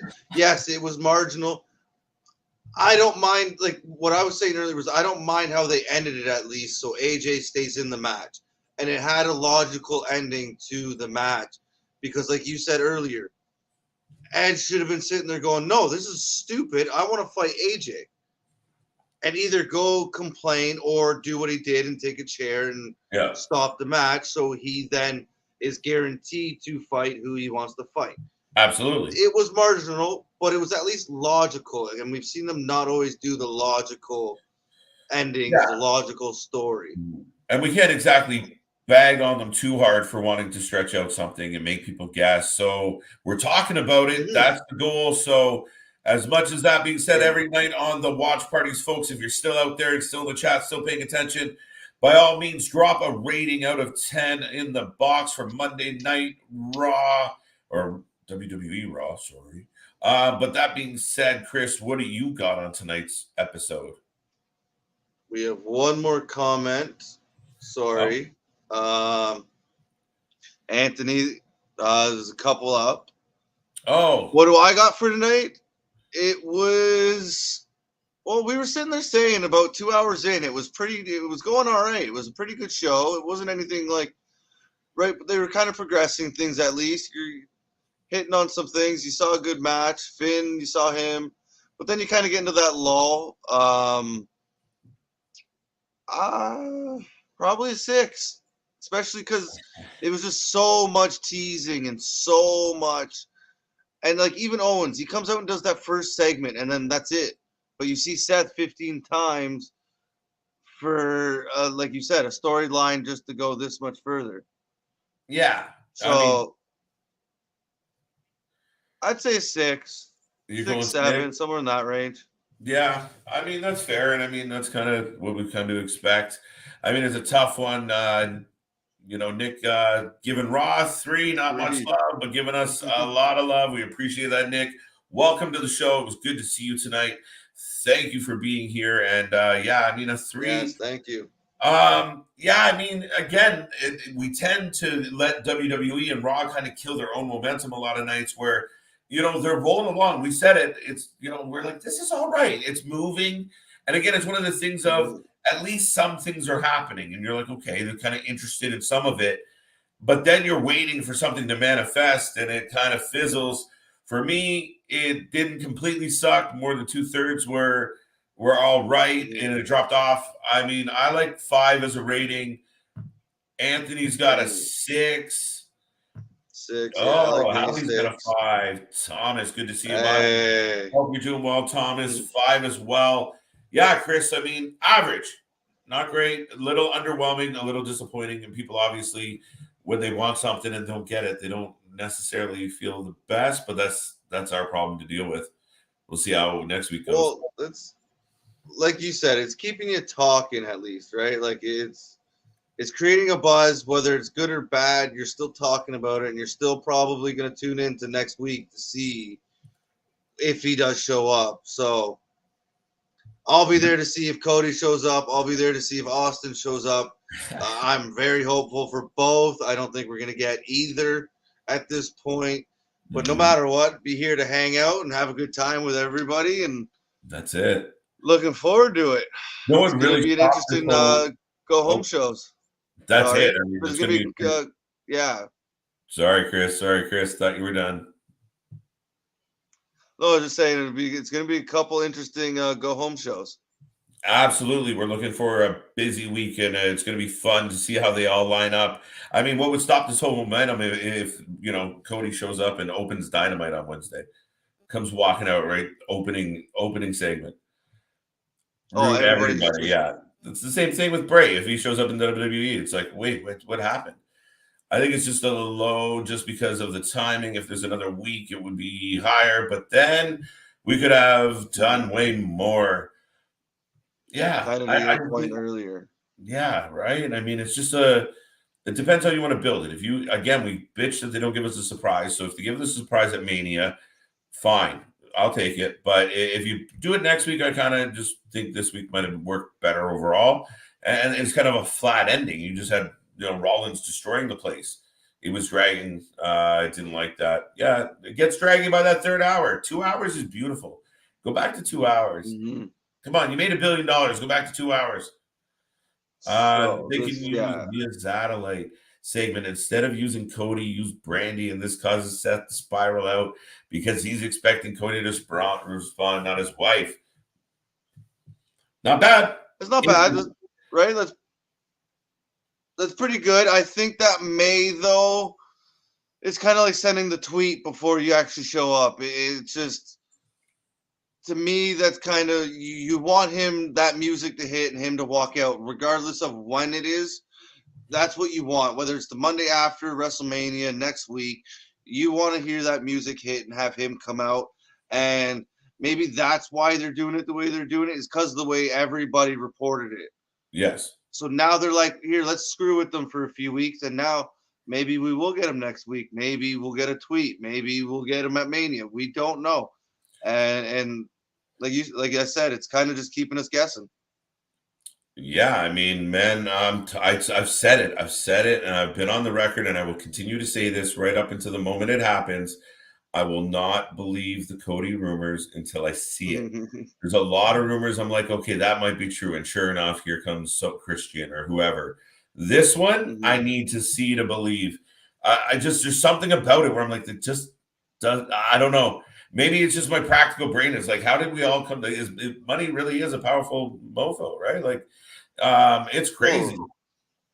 He was the VP and just started like another company, right? Like, as he left, he was like one of the VPs there. Like, to see that leave, just that alone is kind of like, I don't know. So I think it is happening, though. I personally do.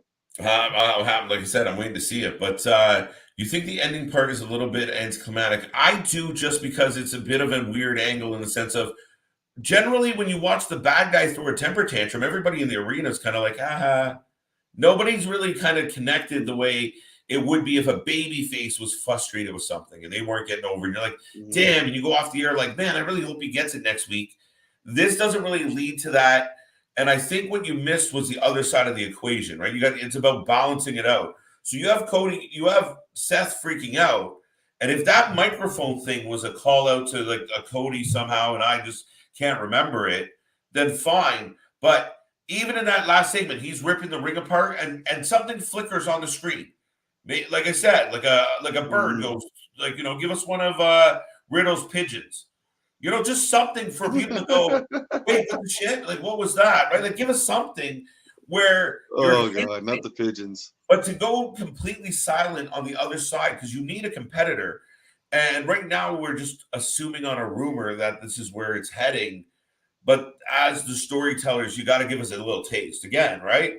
Give us something. We don't have to ruin the surprise, but just give us a little more. Give us a little, right at the end of the show, the whole screen goes white. Or, like just something where you're like, that made no sense. I guess we'll find out next week what that meant.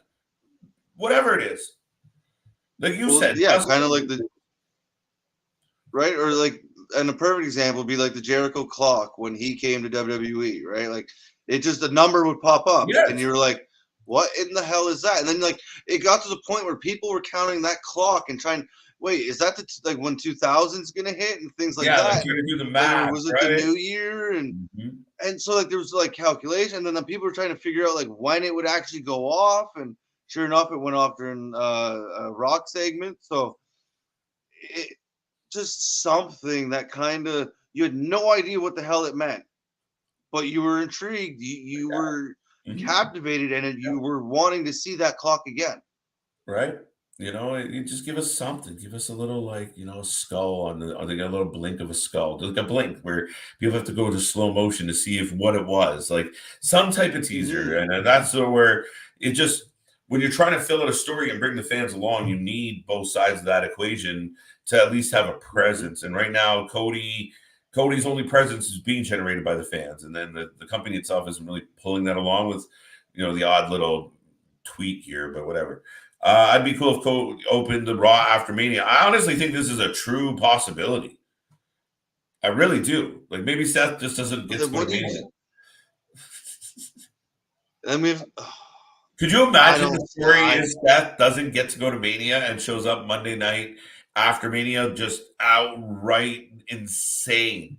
It would be insane if that was imagine he just shat the bed all the way not to go into Mania. But then he has to lose to Cody. Like, I don't know, man. It's insane. I think I'd make even more money being a shirt and efficient. Today's generation likes things that are quick to digest. I think being short and efficient. She likes short and efficient. Today's generation likes things quick to digest, I think. I mean, I guess I'm a little more patient with my storytelling, I guess. But I mean, it's that quick burst. It's the cheap pop. It's it's the personification of clickbait. There you go. Wow. Right? Take that one home. Put that on a shirt. KJ, but I didn't didn't you say last week that you feel that the fans are starting to slowly cheer for Seth and getting on his side? Yes, that's the crazy part. When he was messing with KO, they were starting to get some love. And then they're singing along. They're singing his song and they're kind of enjoying it. And he was getting some pops. But then they kind of got him stuck in this, what is he right now? And if you do the storyline where Brandy's involved, that almost instantly makes how do you not make him a heel if Brandy's there? She's a heel. She can't be a babyface. So if she's involved in any way, shape, or form. Well, that's why she's doing a cooking show. Yeah, you go. That's why she's doing a cooking show. No, and it's a good cooking show. She's not going to be involved. Watched it. Yeah, I like it. Oh, really? Okay. No, she's all right. But overall, I think what do we come in at? At average night, 5-6 out of 10. Not too bad. The chat was full. Ladies and gentlemen, just let me remind everybody, I don't know why I keep chopping the air. Wrestling for Life Network is here all week long. We will be back tomorrow with a watch party for NXT 2.0. We have Dynamite Wednesday, Impact on Thursday. We have breaking news coming your way. We got the double headers on Friday, SmackDown, Rampage. Then we got, I don't even know what we're doing this weekend, but there's more independent shows coming. We have more to cover. Wrestlemania weekend, we're going to be there all weekend, stand and deliver, both nights of Mania, a whole bunch of independent coverage as well. And, you're going to get sick of seeing us. I hope not too soon. But if you like wrestling, you like having a good time, this is the place to be. Tune in, like, subscribe, tell all your neighbors, tell all your friends. We are here all week long. We have rebuilt this channel from scratch after building up another channel, but we're doing it for ourselves now. The fam stuck together. And Chris, I had a good night. How are you doing? Oh, it's always a good time, and it's always a good time hanging out with everyone in the chat. No, we're doing a lot of crazy stuff and keeping us busy, and luckily there's a lot of wrestling content out there for us to do it on. And just because we're a little nuts, we're adding some other extra stuff in for you. That's it. So yeah, like I said, like KJ said, just like, subscribe, and come hang out. We got lots to do. We got lots to talk about, lots of content coming your way, folks. And like yeah. I said, we do not stop. We're here all week long. And that's Monday night. We will see everyone tomorrow. Let me go find my little button because I always kind of make everyone delay Don't on karate chop it tonight. No karate chopping this one tonight. But ladies and gentlemen, once again, you got through Monday, 4 days to go. Tuesday, we're going to go out and kick its ass, and we'll meet everyone back here Tuesday night for NXT 2.0. Braun Breaker, Robert Roode. We'll see what happens. And until then, wrestling for life. We'll see everybody on the flip side.